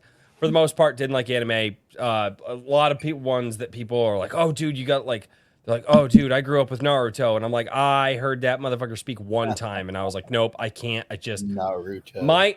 So here's my problem. Here's my problem with anime. And it always has been. And then I'll tell you why I actually started getting into anime. My problem with anime, even in the American dub, I have a really hard time with the over-the-top bombastic voice acting. Okay? In the American dub, it's almost too much for me to handle. I cannot watch subtitled anime. I cannot watch Japanese anime voice acting. It bothers me to my core. I just can't do over that because especially like Japanese anime, and there's nothing wrong with the craft. And I think these guys, and I can respect the craft while saying not my thing, right? And there are anime that like I almost bowed out of Demon Slayer because of the voice actor for the Zunetsu, the lightning guy. Yeah, I almost bowed out for the American like I over the top, super loud, like it's not my thing, and that's why I couldn't get into a lot of anime. That's why a couple of the animes that I did like kind of avoided those growing up. And then my daughter starts telling me that she really likes anime and she wants to watch more anime. Now, she ended up watching Naruto, and I know from a lot of people that Naruto is perfectly fine for her to watch. And so I did not vet that one because Naruto's been around for long enough. Obviously, I don't have. But it was like, okay, well, if my daughter is going to watch anime, I want to make sure that I control that thing that she's watching. So I went and started watching different ones. And then I was like, well, okay, I don't just want to watch stuff that's like just for the kids. Maybe I'll find some things that are interesting for the wife and I to watch. And admittedly, we found some. But my good Lord, there are some things in anime that I'm just like, can you just not? Could you just like? Most of it's not made for children. I'm not talking about for children. I'm not even talking about for children. I'm going to do a top 10 things about anime that just piss me off. I already wrote down the list. I'm actually going to have to take notes. It's going to be a full, like, produced, like, better video. Probably not going to get any hits on the channel, but there are just some things. And, oh my God, dude, there are some things that just... Although, I will say this. There are some things that I'm like, you know what? This is fun. Like, for instance, Demon Slayer, believe it or not, my kids are cool to watch the show because they actually change a lot in the show that they get a little bit less risque with a couple of scenes, which is good in the show. In the manga, I was actually going to buy the manga for my daughter to read because she loves Demon Slayer, loves Demon Slayer. No. She needs to be a little bit older yet. Because of specifically one of the Hashira and the Swordsmith village arc. But I'm glad but this is why I vet the things that before I get for my kids. But no, there are some things even in anime that I really enjoy that I just wish they would stop doing. However, if I had my wish, anime would fail horribly. Because I'm going to point out some things. I've been planning this video for over a week now. I think I have time tomorrow morning. You guys started the anime talk.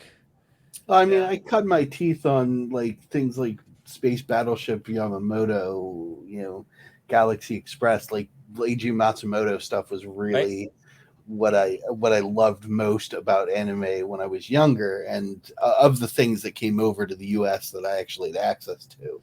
And the old stuff had a much different vibe than the new stuff does. One of my first favorite anime, and I didn't know it was anime. I just thought it was an animated cart. We picked it up at one of the video rentals. Remember when you guys could go rent VHS for a few days? You guys remember that? Yep. And it was Princess Mononoke, Studio Ghibli. Oh, that's a great movie. That is, even to this As day, I much showed it as to my everybody kids. yells at Hayao Miyazaki, it is a good movie. Dude, fuck, that is a, I still, That's I my love it type as an for adult. favorite And Hayao Miyazaki movie. and Which one? I, Sorry. Mononoke is my tied for favorite Miyazaki movie. what's Castle tied And with Castle it? in the Sky. Yes. That's why you're my boy. I showed that movie to my kids, and my kids were just like, oh my God, this is incredible. Mm. And here's why that's so cool, because I loved that movie so much as a kid. And my kids watch it and they're like, that's so cool. And they loved it. And the animation still holds up, 30 years, almost 35 years later, or however. I remember taking we took the whole family to go see the Spider-Man No Way Home. It's the way they brought they brought all the Spider-Men back, Tobey Maguire, Andrew Garfield. And I asked my kids after it was done, hey guys, what did you think? Yeah, that movie was really good. And one of my kids, and I was probably the destructive one. But anyway, but that we have one. But because we have four. one. We have four. And they go, that movie was really long. And all of them goes, yeah, that movie was really long. Yeah, it was. I've never heard my kids talk about that movie again. However, my kids came up to me for a month or two after they saw Princess Mononoke one time. Dad, you remember that movie that we watched with like the wolf and the girl and then like and they were and they were like the princess. I was like, Princess Mononoke? And I was like, yeah. And I was like, the guy, yeah, that movie was so good. My kids wouldn't, they as soon as we were out of the theater, they forgot the Spider-Man movie. And all they remember was it was really long. But Princess Mononoke, my kids remembered for months. And I believe actually my wife wanted to watch it and my wife put it on for a couple of times. That right there tells me how good the show is, because I as an adult can enjoy it. I can share it with my kids. A couple of bloody scenes, but there's no TNA. There's no, overly graphic violence, right? Except for a dude getting his arm shot off. Oh, dude, that was such a great scene. My daughter's mouth was like, I was like, yeah. She was like, oh my God, that's insane. I was like, I know. Yep. They had seen Demon Slayer prior to that, though. Because have they watched Castle in the Sky? No, I don't know about Castle in the Sky. Dude, I don't know about a lot of the you need to watch that with them.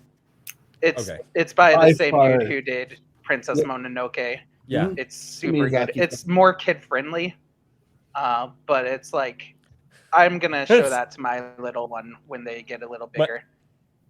I My guess Neighbor Totoro is another really good one for kids. Yeah, I recommend all the Studio Ghibli stuff. Well, not all of it actually. There's some pretty Grave there's of some the bizarre Fireflies. stuff.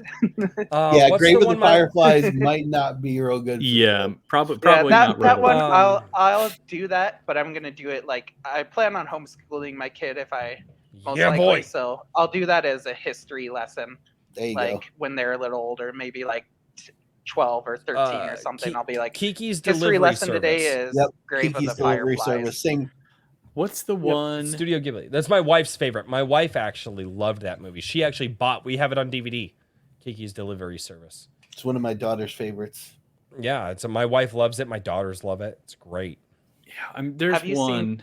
Spirited Away is the other one my daughter. I have is heard of obsessed Spirited Away, with. but I've Spirited never Away seen is it. really, really good. I got Mike, her what are a the- travel what- neck pillow that looks like Haku the dragon. What are the nice. spirit things in the forest in Princess Mononoke? What are the? I forget the name Karuma? of And they it. got I the think- big eyes, and they, Yeah, and like do I the think thing. it's like called a Karuma, but I'm not sure. Okay.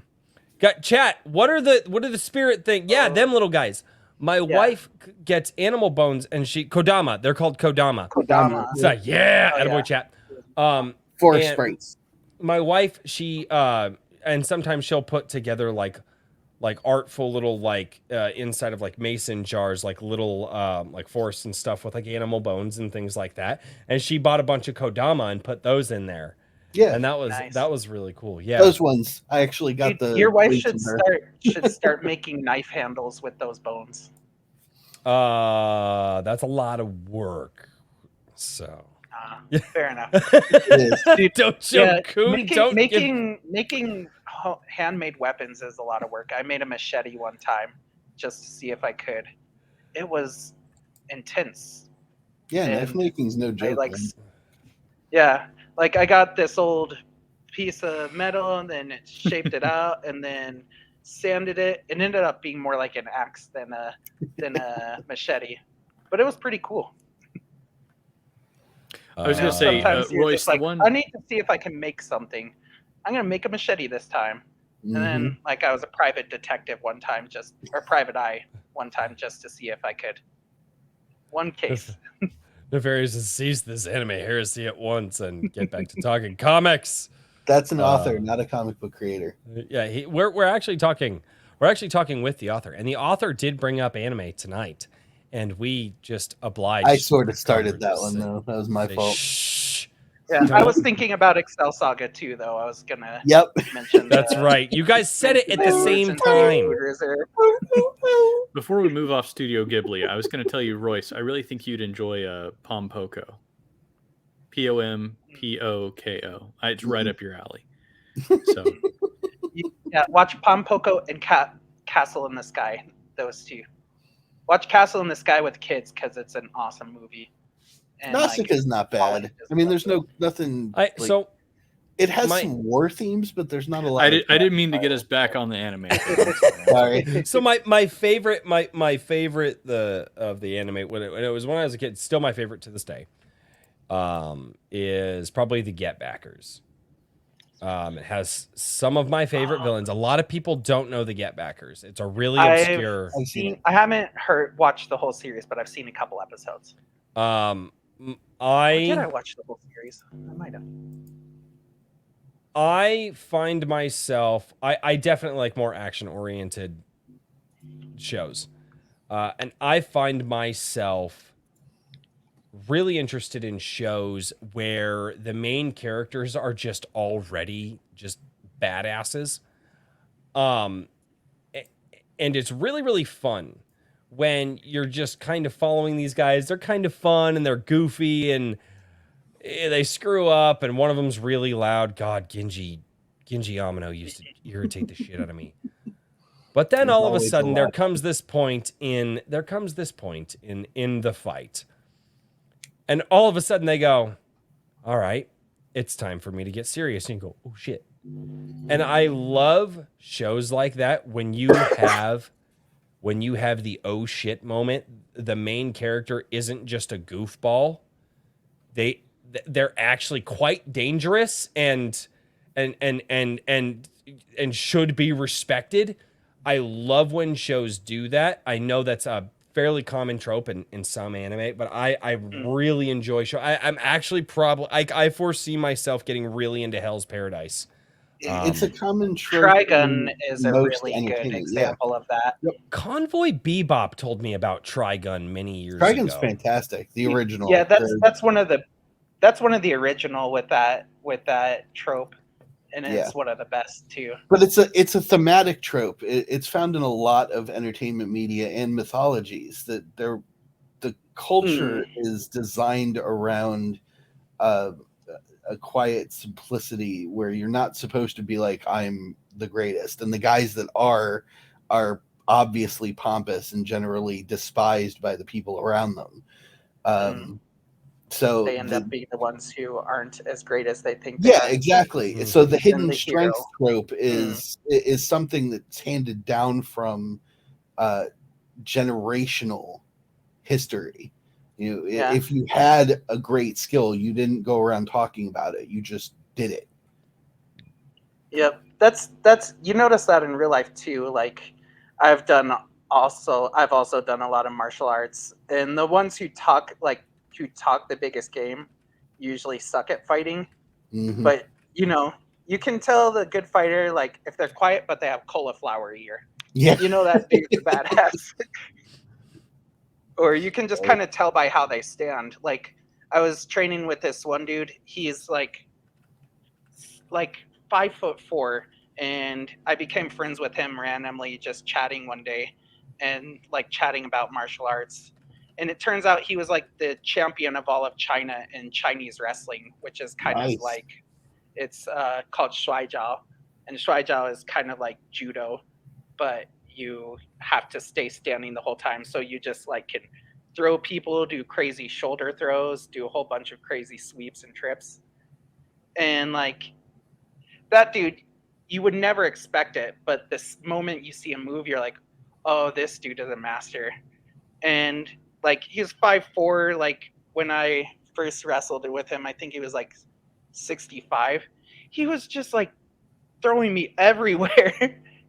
I do one thing, and just because he's like been wrestling so long and he was like champion, like the Chinese champion, like in the 80s, I would just, off balance just this much, and you just boom. Mm-hmm. You're like, holy crap, this dude's awesome. But Yeah. he never bragged about it. He was just like, oh yeah, I was champion, and we were talking, and I was telling him like, oh, I do a little bit of sanda, which is like Chinese MMA without the ground fighting. It's like Chinese kickboxing with throws and whatnot. And he was like, oh, that's awesome. And like American boxing is awesome. And he was like, talking up all the other martial arts. And then, turns out he's this like amazing dude who can, he'll throw anybody just like that. Oh. Gentlemen. Oh, it's the 2-hour mark. As much as I hate to say this, as much as I hate to say this, we have reached the time limit to where I do have to turn it over to the chat and read their super chats and read their questions that have come in, and then All right.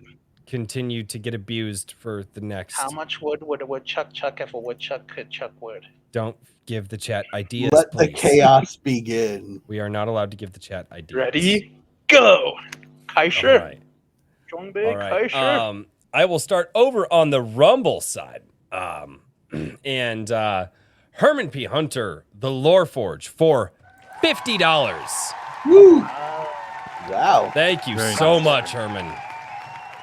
And no.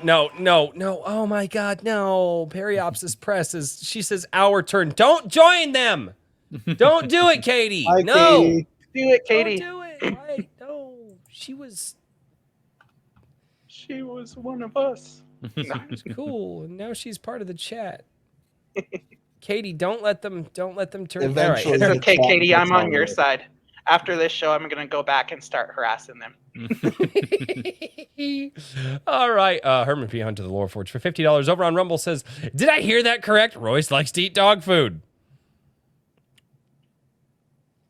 Not what he said, but yeah. It Okay. has a slightly buttery taste. I can't tell you how I know, except for I was a kid and it looked interesting. Oh God.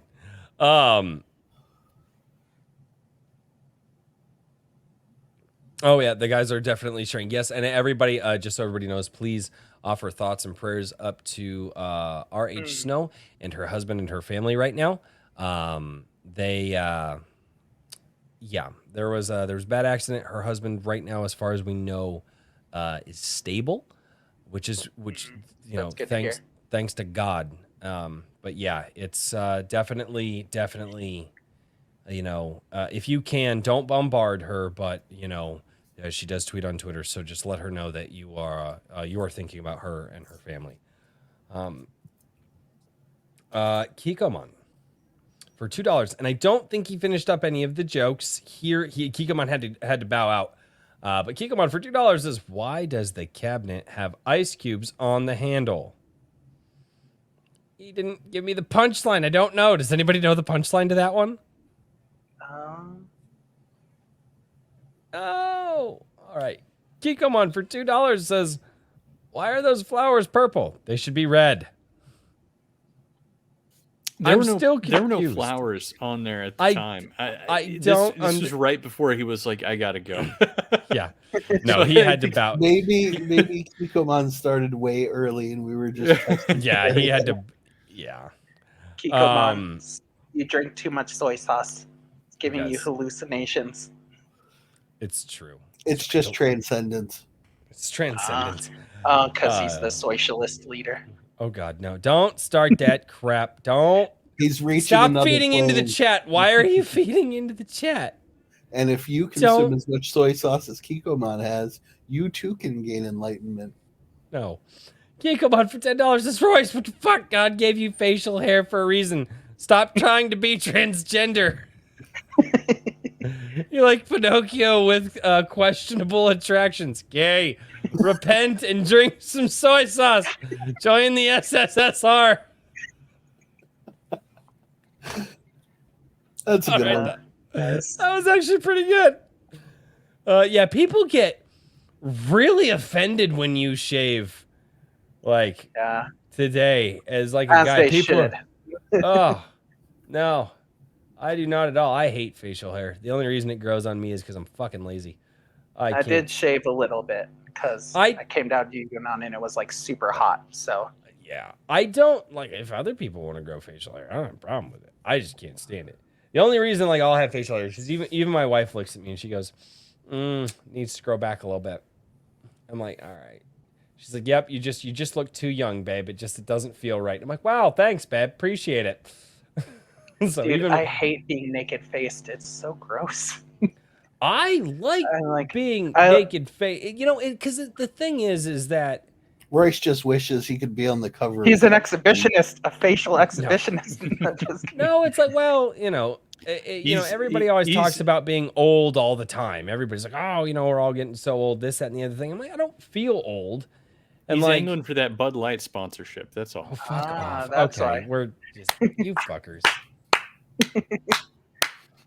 Should we start calling you Dylan? No, fuck off. No. Jotsu, it's our time down here. The ultimate kahuna. Royce knows we don't listen. That's why no feet. Yeah. No, we're not doing feet. No, you guys, they're so very strange. The ultimate kahuna for $1.99 says Royce will show all feet on Amaranth's new show. No, the fuck I won't. No, dude, my feet don't like Only ever see the feet. light of it. There's not usually a moment in my day after I like wake up and get out of the shower that I don't have boots on. Like Here in China, you always take your shoes off when you get home. So yeah, that would not that I can't not have shoes on. I just it's not There are like no shoes and allowed. not in my even house. just like I don't own a pair of tennis shoes. All I wear are boots. Dude. I have my work boots. I get home if they're muddy, I take them off. I go upstairs and I get like I guess people would call these cowboy boots, but they're just a set of Ariats. I call them my shit kickers because usually when I'm out like working on the farm and stuff like that, like I always wear slip-on boots like that. Yeah, but I don't even own a pair of tennis shoes. Yeah. Well, yeah. It's well, that's the reason I call them that is I used to help my dad, muck stalls and things like that. So yeah, but I remember those times out on my grandpa's farm. Didn't muck the stalls, but I helped feed the cows the hay bales. I wish my socks were surgically fused to my body, Herman P. Hunter. It's like if dude, socks suck. I have hairy legs, so if I get the long socks, they'll like pull on the hairs. So I hate wearing like anything longer than ankle socks. no, oh god, no, oh no, Sucks. no, That's too much to share. Anyways, buy my No. books. No. Yeah, buy my books. I'm Yes, just go looking buy at his chat. book. Hey, yes, buy his book. And by the way, I have I'm the still pre-order for his bothered book. by Royce's obsession with wearing socks. Yeah, he's getting really worked up about the whole foot thing. It's almost like he's already running a foot-based OnlyFans account, and he doesn't want anybody to find out about it. It's his only feed account. Yeah. If It's it were suspicious. Just if suspiciously it were defensive. successful, do you think I would be here? I mean, I don't. Yes. I don't think there's going to be many people paying to see your feet, Royce. If that's what you're asking me, it might not be. Why the the best fuck endeavor. would I do it then? It's called Pose of I don't Destiny. know, exhibitionism. You know, I just. Oh. Fuck. I'm not judging. I'm just. You almost got him to shoot it through his nose. I tried to stop that one before it got too far because I knew I was gonna laugh. Oh God, that hurt. That reminds me, my first year of marriage, my goal was to make my wife squirt water out of her nose one time, laughing so hard. Oh, Finally that's did awesome. it. It made a huge mess. It was hilarious. That's Relationship goal. hilarious. Yep. Oh God. Maji Chan's got a point. The Daniel chair meter is busted tonight. Absolutely. Oh yeah. You haven't sunk yet. Nope. What the hell? He's building up a tolerance. I'm There you drinking my latte, my osmanthus latte. go. Oh, There interesting. you go. No, there's a reason I specifically angled the camera this way so that I couldn't slump too far without vanishing off the screen. There you Ah. go. But your head's still above the chair. It is. On purpose. I'm a great guest. Trust me. That's why. Trust me, as soon as I get up, I'm gonna get the spins. You're Right. gonna be like, Oh God. just stand up Yeah. slowly. The ultimate kahuna for $4.99 says, Michael steps into Daniel's office. Daniel, show me. That's when you guys were talking about you worked on his, that's hilarious. Works with the foot conversation though as well. Can we fucking not, please? Can we please move past the feet? Just like, it would be wonderful. to 给我看一 me. 下你的脚，你的脚应该很漂亮。 I don't know what that means. Just talking about feet in Chinese. Please don't talk about feet in Chinese. It makes me uncomfortable. I said, let me look at your feet. They should be beautiful.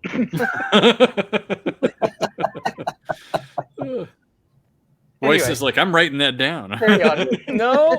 That's gonna be No. Royce's, foot fetish website. Grace, you can say, Three. 我不要看你的脚. Dude, I grew up with Internet 1.0. I have seen some fucked up shit on the internet, and the feet thing still fucking weirds me out. I've like, Grace, you can just say, 我不要看你的脚. no, I I'm don't not wanna going to see say your that at all. feet. No. That's what it actually means. I don't want to see your feet. Oh God. Oh God. I don't trust any of you. You're part of the chat, Michael. I don't trust you. I'm telling the truth. Other Chinese speakers, if you're there, back me up. Okay. No, because Wait. they're in the chat. I can't trust them either. Okay, I'll tell you the opposite, and then Yeah, you can right. say that. The ultimate kahuna for $1.99. Michael, are you sure it just wasn't gasoline? Talking about the Chinese vodka that you drank out of the gasoline. It's Chinese moonshine, thank you. You can tell the difference between the smell. Right. One time I was siphoning gas I mean, a little bit. because I was moving helping with restore a car, and I was siphoning gas. Oh, I accidentally swallowed some, and I had pickles that day. Those were the worst burps ever. Pickle Yeah, gasoline burps. Yeah. And it made my stomach really gaseous, so I was burping every 10 minutes. It was the worst thing ever. Wow. I I don't actually know recommend it. people who've swallowed a little bit of gasoline before. Not a fun time. Oh, Not a fun dude, time. it sucks No, it is hardcore. not. Oh, especially when you're siphoning gas. Oh, yeah. Dude, yeah, that sucks hardcore. It's funny, Yeah. most of the time I think my life is pretty normal and boring. Then I'll talk about things like that, or getting attacked by a drunk with a spear, and I'm like, oh, this isn't normal. Was that over here or over there? That one was here in China. I was practicing. I used to live right across the street from a park with the old city wall, and I would practice some martial arts there. And there was another dude. He would practice. I would be practicing kickboxing, and he would practice weapon forms. And there was this drunk. He came a couple times, and he would randomly try and punch and kick me. And I was like, oh, he's slow. It's good practice. Like, he wasn't trying to hurt me.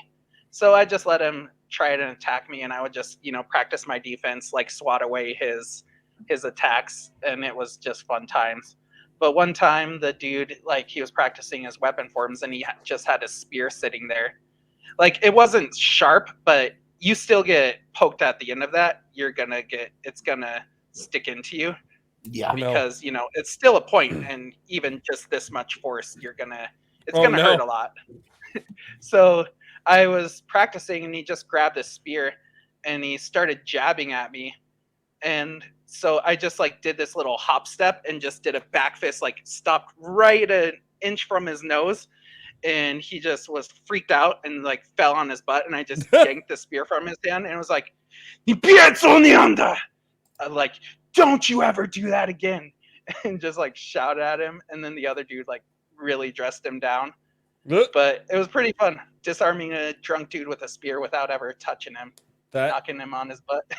That doesn't sound very different than like stories I've heard in the US. Like, I've heard some crazy stories. That's fucking great. Yeah. I love it. Another fun time was when I was in Mongolia and playing. I went to I was mostly in Ulaanbaatar, but we went to this place called Taraj, which is a national park, and did like a homestay in this yurt. And there was like the main dude, like he had some friends there, and they got drunk out of their minds. So, but I was like hanging out with them a little bit. One of the dudes, he was like this gangster, and he was like taking off his shirt, showing me all his cuts and everything. He's like, "This from Night Fight. I'm mafia. I'm mafia boss," and doing all like this crazy stuff, like taking off his clothes to show me all his knife wounds. And we started doing. He was like, "We have game in Mongolia," and he like took a hot coal that had been sitting like falling out of the fire, but it was still hot. And one of the games is you play hot potato with a hot coal and see who can last longest. And so I won. I was pretty happy. Then after that, he took the hot coal and massaged my feet with it, which was kind of weird, but... Can you stop with the feet thing? Back around to the feet again. This show keeps going back to feet, and I don't... I'll be honest with you, Michael. You well played, Michael. On the lead up to that one, but you brought it home at the end. That was great. This is all true, by the way. Yeah. Well played. I don't understand you people. Anyway, carry on with the super chats. Yeah, that's how you. The Ultimate Kahuna for $4.99. Royce, the way you and the chat interact reminds me of my ex-wife. LOL. I definitely don't contribute. Sure. Yeah. Basically, he's saying it's all my fault. Fuck you. The Ultimate Kahuna. This one came in when we started down the anime talk. He says. Let's see if I can read this correctly. This is for $1.99. Let's see if I can read. One punch. That's what he. I believe I read that correctly. Was I off in my cadence there? I think a little bit. But yeah, I've actually heard from that the One Punch Man. They're probably not going to continue the anime if I know, but like the manga gets fucking crazy. Because I've been watching channels just to like listen to, because I drive a lot for work, so I need something. Oh my god, like One Punch Man's gonna punch God, apparently. Maybe. And if I remember the theme song, you got to channel some hair metal with that punch. Yeah, that one. I think I read that chapter. He basically he breaks through time and space, and like him and this other guy, Garo, Garo gets like the powers of the universe, and like he punches him so hard he punches the time and space back into place, basically. Yes. The glory of One Punch. I don't. Skunk's just go with it. Skunk's Workshop for $5. Was there? I feel like I missed a question or two that did not get saved. Oh, wait, no, because I did ask those earlier. Okay, cool. Skunks Workshop for $5 says, Harris, I'm reading Sleeper Agent reviews. Most seem to really agree that the fight scenes are awesome. I'm intrigued now. He does very well with combat. It's it's procedural, but also really enjoyable to read. Yeah, I was saying, I've studied some martial arts, and I'm actually teaching. I've been teaching my high school PE class some kickboxing and some Chinese wrestling. Nice. So, doing that in between Ultimate Frisbee and a couple other things. Ultimate Frisbee. Yeah, that's the best. I haven't heard about that in eons. Dude, that's been a hot minute since I've done Ultimate Frisbee. Dude, we have like a Ultimate Frisbee league, a lot of foreigners and some Chinese people, like, well, not league, but like a little group. So I play that almost weekly for years. Yep. It does have a magic school element. Oh, cool. So the main character, she gets invited by one of the professors to attend the what do I call it in the book? The Imperial Academy of Magic. I'm kind of bad at naming things because most things in real life, they just have like stupid names. Like it's the office, so you just say the office. So in my books, I'm also like, it's the Imperial Academy of Magic. They just call it the Academy. It fits. So yeah, she, like, the first book is a magic school. The second book is not going to be a magic school because, spoiler alert, the name of the second book is The Death of Magic. Oh, God. Nice. So you'll have to see what comes from Trippy, that. I hope you're still here and you clipped that. That was absolutely accidentally perfect. He will. Oh no, Trippy will send the things. He will do. He's getting mad at me because I haven't put out any clips in a while because I'm busy. So I'm using that moment as a timestamp because you were looking at your screen and Richard looked away, and the two of you were kind of looking at each other as far as the camera was concerned. It was perfect. That's funny.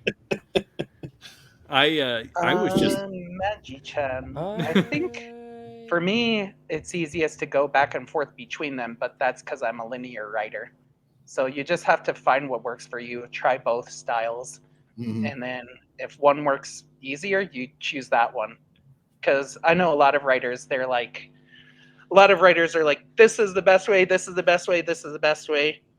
And some people I've seen some people and they'll write like scene to scene, and that's really easy for them. So other people, like for me, like me skipping scenes and not writing non-linearly,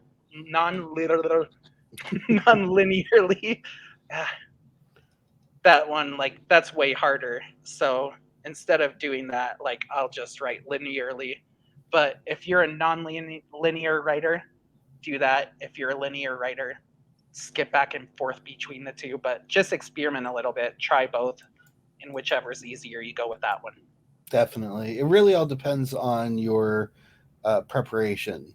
For people like me who outline with bullet points, it's easier for me to say spend a chapter focused on one group or a part of a chapter focused on one group, and then do a section break and do the other group's reaction to what's going on in the same area or with the same specific event that's happening, in contrast. So you get both parts moving as one, but that only works because of my outline structure and the way that I personally write. So I did that for Echoes of Memory, because Echoes of Memory follows two main characters, but it has like almost 5 mostly main characters, and a ton of named secondary characters that are all moving around. Yep. Yeah, so that one, like, I would usually do most of a chapter or like at least 2 or 3 scenes, and then I would switch scenes, and it would be like a kind of either the same thing from a different perspective, right, or like a concurrent theme. running around the same time that weaves in with the next, with the main story and weaves in with the character story again. Yeah, there's some merit to what is called head hopping when you're doing multiple characters moving around in the same event. It's hard sometimes to really keep the flow going, so you just have to play with it and see what works best for you. And Yep. get Basically, there. with writing, you just write in a couple different ways and find which is easiest for you, and then do that. Exactly. Don't like try and fit yourself into a formula. Like some people say, you have to plot, you have to do this. Just find what's easiest to do, because then you'll write more naturally, and the more you write, the easier it'll get, and Yep. the easier it gets, the more you can publish. And yeah, pretty much. And like you can that. always add stuff in later. You go, Yeah, oh, well, I absolutely. didn't quite like, or you can always change things and tweak things and Yep. clarify things. That's But kind really, of the What thing that editing process is for. yeah, the exactly. the thing that trips a lot of people up with writing is you get frustrated with what you're doing. And when just like with anything, when you get frustrated with what you're doing, it shows in the work. So if you try to constrain yourself to doing it this way or that way, or doing it by someone else's suggestion, and you try to force it, it comes through in what you're writing.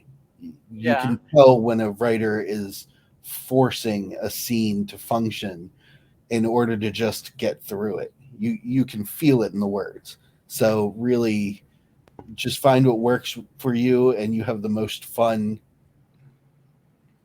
describing what you're writing, and Pretty much. it'll translate. Yeah, for me, like I haven't had it as much with writing, but like going back to like my aphantasia and whatnot, I learn things different than other people, and I do things differently than other people. And I've tried, like, some people will have like this method. Like for me, I tell people I'm a subconscious learner. Like, say with learning Chinese and other things, I know some people. My brother, he lives in Mexico, one of my brothers, and his his Spanish is flawless. And I mean, it is technically Mexican. The dialect is different than Spanish. That's why I don't speak English. I speak American. There's a difference. So like for him with the Spanish, he studied the grammar. He had to know all the rules.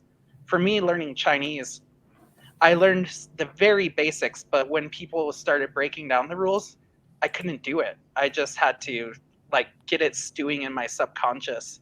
And actually, like, I've had it, like, for me, going back to visit family in America, I know a lot of people who would go back, like a lot of foreigners who go back to visit family, and they lose their Chinese. But I went back and came back, and I spoke better Chinese because my subconscious had time to process and like be like, oh, this is how you use it. But if people told me, you do this rule here, here, here, here, here, here, when I learned like that, I barely learned a word and couldn't remember anything. But when I just kind of got the idea in my head and then just had time for my subconscious to figure it out, then I could do it. So with writing, I think it's really the same. You just, if you force it and you do something that's like that goes against your, I don't know the best word, not like your learning writing style, whatever, goes against your own, I don't know a good word, your own vibes. I don't know. Anyway, I would say your own nature. Yeah, your own nature. Yeah. If you do something that goes against your own nature, it'll suck. But if you do something that goes with your nature, it'll be good. You'll have fun, and you'll write more. And the more you write, the better you'll get at writing. That's not a lie. Couldn't have said it better myself. That's not a lie. I have one more super chat here for $1.99 from the Ultimate Kahuna. And apparently it's a doozy. Okay. He says, and I actually have to count this. Feet. LOL, not sorry.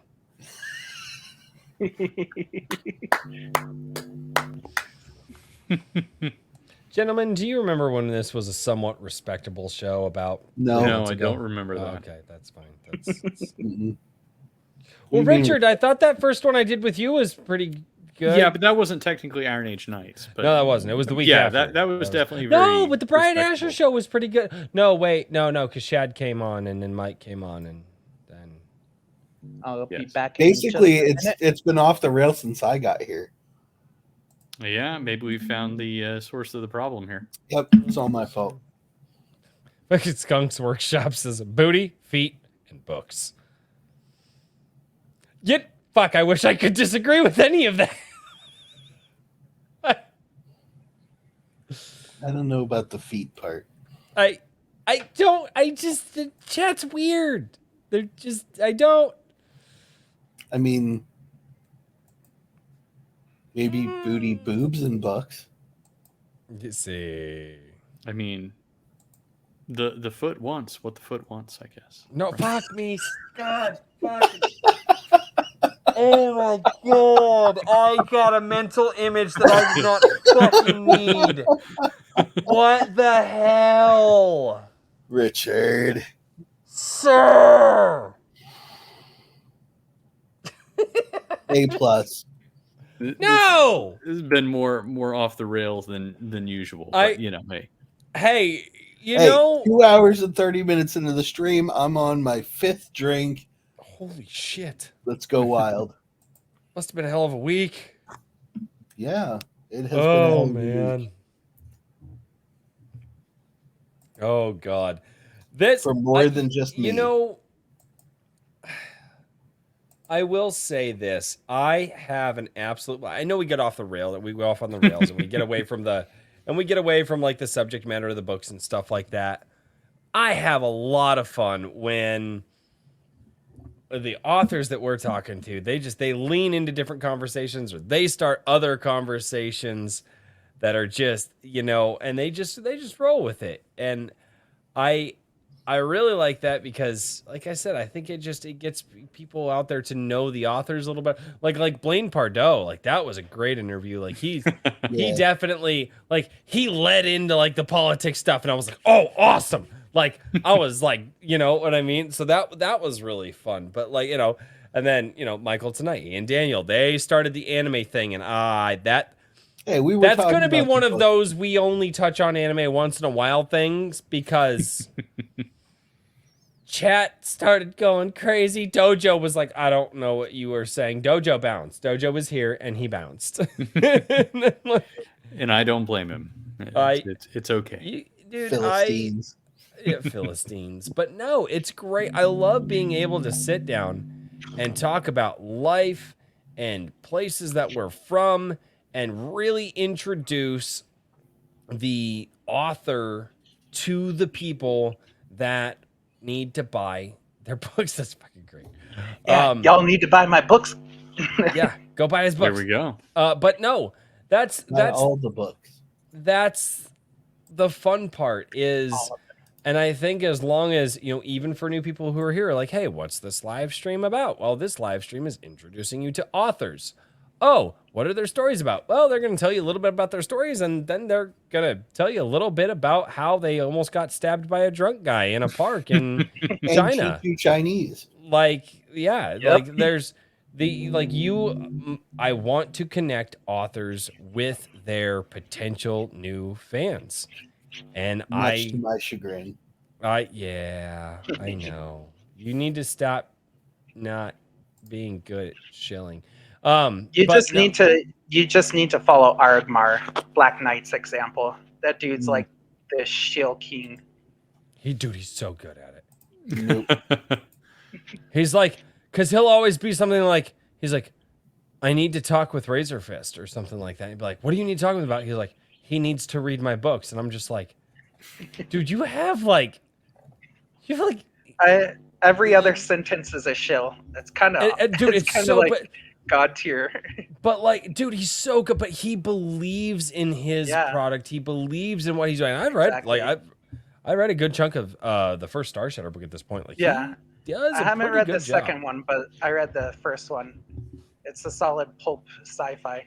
He does a good job. He does. I, as someone who is playing in his Star Shatter tabletop RPG, like his world is insane, and just him being our DM in the tabletop RPG, we do it like every other Saturday, or well, life gets in the way, so we do it on Saturdays when we can. Dude, Black Knight freaking kills it. So, yeah. I'm just trying to take his example and get more shill more. No shill. What did you the Iron Age Knights have 6 months covered? What? Don't worry about that. No, what the No, it doesn't matter. I was just responding to old Ricky Rat up there. It's fine. No, God fucking no! Now you gotta explain it because I don't pay attention to chat. He was saying there needs to be a foot calendar. Oh. So I say we got 6 months covered. It's just gonna be a. There we go, Michael. There's that's it. I'm ending it. It's over. There's socks. There's it's August. just gonna be a 3-month section. Already started. Of Royce's Can't stop. boots. No, it's fine. Okay, Really? no more. Really? You tried to outro My us? wife is just like language. Oh, I must have been really bad if my wife is telling me to watch my language. Like, I must have been really bad. Sorry, babe. I think you've only said the F word like 2 or 3 times so far. Like many times tonight. I apologize. Oh. I could teach you that in Chinese, but I'm a good Christian boy. No. Oh man. The problem though is it sounds almost exactly like the word for grass. And another way to say it sounds almost exactly like the word for Japan. So you just get the tone wrong a little bit, and instead of saying like I want to say another one is like if you say it just a little bit, it sounds like strawberry. And then like if you want to say like I want to buy strawberries, you can say my tame. But if you say it in the wrong tones, it sounds like, hey, I want to buy your sister to Oh shit. Oh my no. My worst mistake in Chinese though, like it's really embarrassing because it wasn't one where like the tones was messed up. Like one time I said I want to say like I was learning how to say the word secret, but instead of saying secret, I said like boobs. So like tell me about your boobs instead of tell me a secret. But my most embarrassing one was I was trying to say parents. I was trying to say parents in Chinese, but I kept on saying husband. And there's like only one syllable that's the same in parents and husband. And what's even worse is instead of saying husband, I said husbands. I was like, my husband's back in America. Yeah, my husbands, they live in America. My husbands do this. It was probably a very strange It was like conversation this old couple, they just kept on looking at me like, And then like 5 minutes later, it took me like 5 minutes. I was like, oh crap. Fumu, not like parents, not husbands. They're like, oh, okay. That's funny. And the thing is like Zhangfu and Fumu. Zhangfumen and Fumu, like they barely sound the same. They only have Fu similar. That was my worst mistake. That's hilarious. Out of me. Sir Ubasan, he just had a quick question. He says, does anyone on this stream create like Comicsgate? No, there's no, as far as I know, nobody here in the stream is creating anything in like the Comicsgate world. No, or comics. Well, they might create comics, but not, I guess, under the umbrella of Comicsgate. Not yet. Yeah. I have some friends outside the stream who do that. My plan for G Sedai after a certain amount of sales is to move it into visual formats. So after a certain amount of sales, that money sits in a separate account basically in my financial portfolio, and once it hits a certain point, all of that money is going to be going to a comic graphic novel sort of Western manga, I guess, for lack of a better term. And those will be produced, and then that same section will then build up funds for a animated series, hopefully. Nice. So I will eventually break into I doing could see comic. it doing well, like an anime movie, like sort of the Stranger style. That was what I'm leaning on, and the first bit of swag I'll probably be showcasing next week is kind of a You movie are poster style. Always such a tease. Nice. Mm-hmm. Hey, Well, we're I making can't say Daniel anything become a not chill. done yet. You can Yeah. never say anything because it's never done yet. What do you mean it's Dude, never done yet? I'm like the He's gotten opposite of some you. things I'm like, I have this and this and this and this. Like, I have, I think, four or five books I'm working on at the moment. So I literally created a 40-second video ad for Legacy of Heroes that was out a month ago. I know, I've watched it. What do you mean it's never finished? your other stuff that you're like, oh, I got this ready. I'm working on this. That's Hey, what I I'm have talking to. about. I'm working with other people. I have to wait for them to hand it to me But- before I can show it to people. I feel you. For me, I- I got the name of Magic, and I'm trying to pimp that now. But Right. I'm like, right now, during this break, during my extra time when I'm not helping the baby, I started editing another book, which is like a steampunk murder mystery on a floating Zeppelin city. Neat. And then I'm working on a sci-fi and the second book in the Name of Magic series, The Heavenly Mages. And then I have like 3 kids books I'm planning on publishing, and I wrote 2 babies books, and yeah. Yeah. I'm slowly illustrating those. Yep.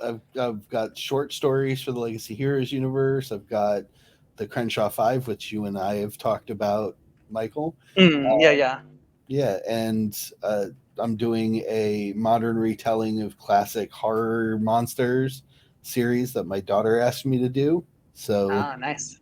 yeah, there's a lot going on, and I still have Legacy Heroes 2 Rising Stars that'll be out later this year. You know, there's always projects in the pipeline. That's the point.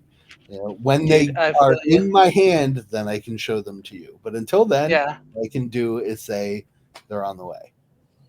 Yeah, for me, like, I just figured, I think last year I was like, the next 5 years or so, I'm going to release 2 books a year, every year. That's my plan at the 3 moment. for me. So, yeah, At least. you're a faster writer than I am, I think. I get in flow state very quickly these days. The mood machine Yeah. has refined to a point where, yeah, I can crank out some words pretty fast once I get rolling. Yeah, for me, it's about 2,000 a day. That's good. It's really good. Yeah. Mhm. Well, I have to work my way back up to it. Now I've been doing like 1,000 and then like editing a chapter of another book. That's kind of been my writing method for the last couple months. I think it was. I think Stephen King's average she'd said was at least 1,000. I think it was. Don't quote me. I'm drunk. But yeah. Yeah. So yeah, I was pretty happy McCoppin compared me to Stephen King. And I'm like, I like Mr. the Bryan. output. Yeah. I'm like, that's a nice comparison, not like with his politics and whatnot, because he's No. an idiot. But with his writing, that's a nice comparison. For sure. I don't know what this says. I have no Yes.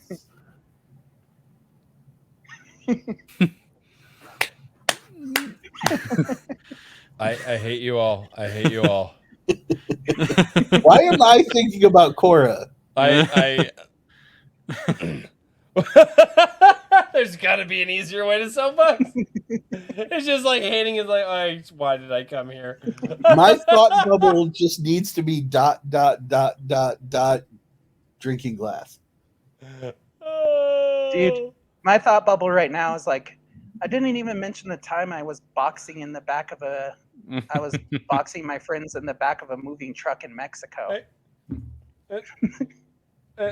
And by the way, Anyways. Richard, I know this isn't your fault, but fuck you, Richard. Did you do this one, Richard? No. No, I see. This is no. why it's not my fault. He's all worked up about. Well, I think you nice. guys already know. I'm glad somebody got the look between the two of them, though. I hate you all. I hate you all. There's another a one. thunderstorm another going one. on outside, and somebody is shooting off fireworks. And like my wife and I were trying to decide. Fireworks. Dude, living in China, you get used to fireworks at all times. Like, I'm gonna say you in wake up Texas, at 3 in Richard. the morning to giant fireworks display right out your window. That's pretty normal. That's I'm not down. too far off from how it Like, is in Houston. People shoot Yeah, off mega fireworks That's like what I was crazy. gonna say. You're in Texas. Texas and Florida are Oh, the two yeah. places you should I- expect fireworks. Listen, that's fine. I've never heard anybody shooting off not just a little bit, but like multiple bursts at like throughout like a 15-20 minute period in the middle of a thunderstorm. Maybe they're trying to pretty scare awesome. the thunderstorm away. Yeah, I don't know. I have no idea. But I was like, that's Back not gunshots, demons. is it? I Or don't they're know. trying to get away with it. They want to do some. They want to get away with it, so they think that the sound of thunder will actually mask the fireworks, and they. Oh, maybe. The cops don't show up unless somebody is actually shot here around here. So I don't know. But Well, Maybe that's they're better than covering up Texas the and shooting. yeah, exactly. That's more Right. likely. Oh Yeah, god. I've been near one of those. That was kind of crazy. Oh god. Same. Gentlemen, I think it's probably a good time to do outros at this point Okay. because we have It's about covered a that time. lot of ground this evening, and I've caught up on all the Giving super Royce chats. a lot of crap about feet. I can't. Can you just let go of that, please? He doesn't actually. He doesn't want to touch the foot. He just wants to look at it. I think is what God. Yeah, it's- Oh, I had to sneeze You know what? for like nobody's a minute and a half. And I didn't nobody's said sneeze. touch the button yet. yeah, he the wants like button. he wants you to let go. Oh, I of the haven't feet. said touch the butt yet. Oh, did you guys touch the butt? Dude, we're almost at the end of the stream. I know. There Well, you go. 30. Hey, 32 people touched that butt. Thank you for the 32 butt touchers Make in. it 40 Butt B is times officially before the touched. time is over. Yes. Oh, 8 more people touch that butt. touch that butt. The like button. Be like Nemo, ladies and gentlemen. Touch Yeah. that butt. The like button, please. Like this. No. Nemo went like. Pow! Be Backhand like it. Nemo. Pow, pow. He touched the butt. Anyway, so ladies and gentlemen, thank you all so much. Michael, good sir. Let's give one more. Okay, that's not the butt, good sir. That's a different. Anyway. No, it's both cheeks. No, just Oh, there you go. Boy, I Dude, was thinking I something. gotta Anyway. tell you, just because it's my favorite word in Chinese, the word for butt cheeks is butt eggs in Chinese, and it's hilarious. That's Pigu awesome. dan. Love that. That's It's so like the good. most funny word in Chinese. Oh my and- god, that's And owl is also pretty good. Owl is cat head eagle. that makes sense. Yeah, works. Yeah. Like That that. makes a lot of sense. Yep. And penguin is business goose. Yes, Right. I've heard that. Is one. that real? I thought that was a meme. I thought No, somebody was. It's It's It's kind sort of a real. loose translation. it's a loose translation because it can mean business, but it's like that's like the third or fourth meaning of that word. Okay. So Okay, But I was it like, is- I feel it is like kind of a redditor has been here or something like that. That's just what I yeah, assumed. basically it's real, but it's stretching it. But cat head Ah. eagle, that's like a direct translation Okay, because that's makes mao sense. is cat, Right. toe is head, and ying is like eagle for the owl. Pigudan is like butt eggs, which is hilarious. Sorry. Anyway, Really quickly, Thank you, have a good eggs night and to the eggs. guys in the chat that are bouncing out. Thank you guys for being here. Thank you guys so much for Bye, the guys. thoughts and prayers to RH Snow. Thank you so much, Jose. The little one will be fine. We're not sure what's going on right now. She's got this weird, it's a weird sickness. It's not, it's weird. It's like this off and on thing. And anyway, but thank you so much, Jose Hernandez. Thank you so much to everybody. The Ultimate Kahuna, he's got to peace out. Ricky Rat Comics is going to peace out. Periaps is, no, wait. Ricky Rat's not peacing out yet. I think Periaps's press is peacing out though. So, gentlemen, if we don't say goodbye, we're not gonna have much people to say goodbye to. So, Michael may have to Schill. do just some quick shills here to tell the peoples what websites to find us at, and drop some links in the chat, and then we will leave the horrible people of the chat to their evening. I was gonna say the good people of the chat, and then I remembered it's my chat, and no, you can't give that to the chat. So Michael Shillaway, my friend. yeah, Michael, drop some links real quick and tell us where to find you. And Okay. Thank you so much for being on, man. Thanks for having me. So yeah, let me see. I'm gonna shill all my works because why not? There you go. Yeah. So I have the Sleeper Agent books. They're basically an idea. It's an action thriller with heavy emphasis on the action part of it. And basically the idea is this dude who, when he goes to sleep, he sees through the eyes of people who are awake, and he gets caught in a terrorist plot. And one of the people who's backing the terrorists also has that ability. And he gets caught up in an MK Ultra plot that goes back to the 60s, and there's going to be a whole lot more MK Ultra goodness in the future installments in that series. So yeah, I have 2 books in the Sleeper Agent series so far, and we'll see. I don't know when I'm going to start working on the 3rd, but hopefully it'll be out maybe next year.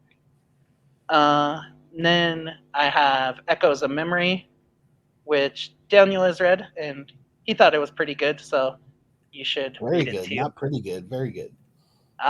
He thought it was very good. That's even better. So I hope everybody else thinks it's very good too. Yeah, that one is basically it's a fantasy book, standalone, big chunker, like 700 pages, I think. Oh, Yeah, it's an epic. Yeah, it's a big chunker.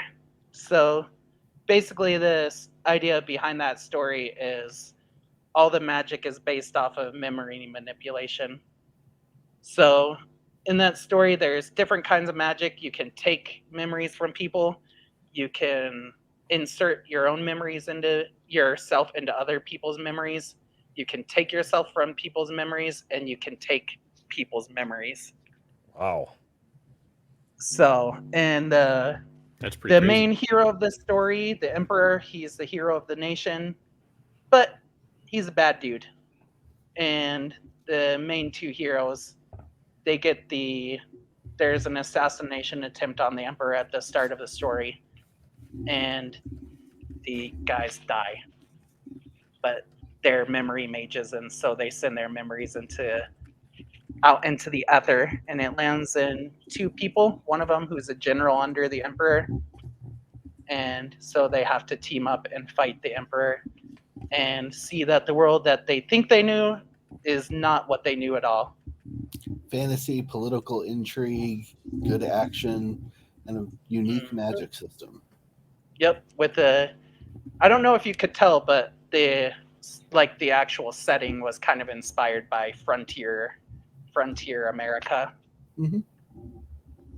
So, and let's see, my other one, Terminal, that's my newest published one, about a kid who gets superpowers. Homeschooled kid, by the way, because I was like, we don't have enough homeschoolers in media, and I want to shout out more of them.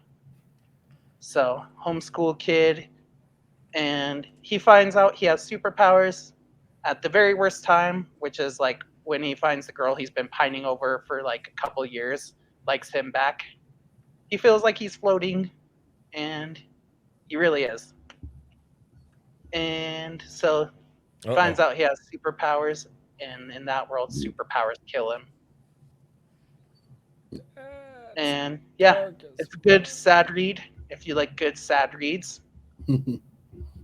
And my newest book is going to be the first in a series. I don't know if it'll be a trilogy or a quadrology, but one of those. What do we call it? Quartet? Yeah, not quadrology. Quartet. Yes. I've heard people Yeah. call them quadrilogies, but Yeah, but a quartet. That's the quartet is. the official term. yeah, that's better than quadrology. though No, it's quadrology is not. kinda Let cool. ignorant people have their ignorance, you smart No. sons of bitches. Anyway, Here, get smarter. this one is the first is the Name of Magic, because Jialing, when she's at the Magic Academy trying to help pay off her father's debt, she stumbles onto some ancient scrolls about the lost heavenly mages and ends up connecting with the source of magic, the Name of Magic, and befriending him. And her connection to the source of magic gets her caught in an old conspiracy, which was meant to be good, but has been corrupted by evil people from the outside.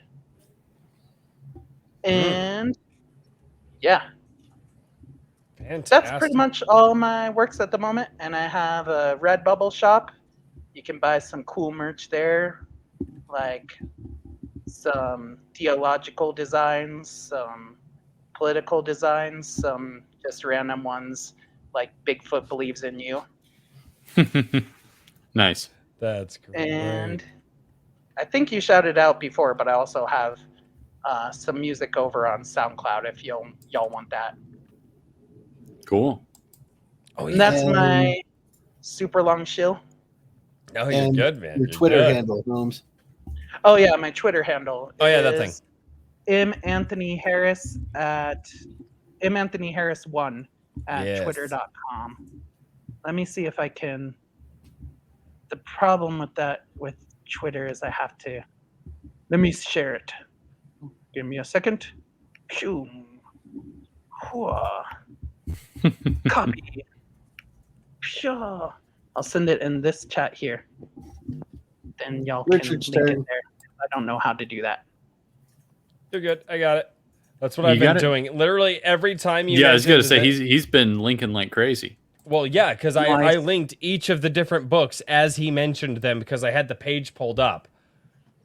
So like you would Awesome. talk. I've been. I understand why people. Yeah, have to do I some usually things am in like- the chat, but like the lag here, especially like here No, in you're China, it's good. like weird watching that. So I was just like, I'll talk with y'all, and next week I'll be extra obnoxious in the chat. Oh, perfect. Oh joy! Yay! Richard, chill. No, no. Well, Yes. No. Richard, chill. I was gonna say Daniel got a decent shell in, and besides, he's saving up his. did. He's keeping his powder dry for All right, whenever he gets done fine. with the next. I'm gonna big make him thing. chill. I'm gonna make him chill before the end. I might let him skip this week because he's somewhat shielded earlier. Got to at least half chill. Give us a half-hearted shill there, Daniel. Yeah. Give us a half Fine. shill. You can find me on Twitter at Mr. DP Riley. You can check out whimsyland.org, literary coaching and services. New website is up. It is beautiful. Check it out, especially if you need editing, some coaching, or any kind of help with getting your project created. He just helped me format the Name of Magic, and it really helped a lot.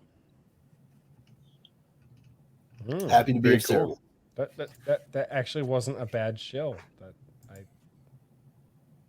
You wanted a quick all right, one. all right, fine. It's fine. It's fine. It's fine. It's fine. It's fine. It's fine. All right, Richard. Well, I will go ahead and start off with Anvil Magazine.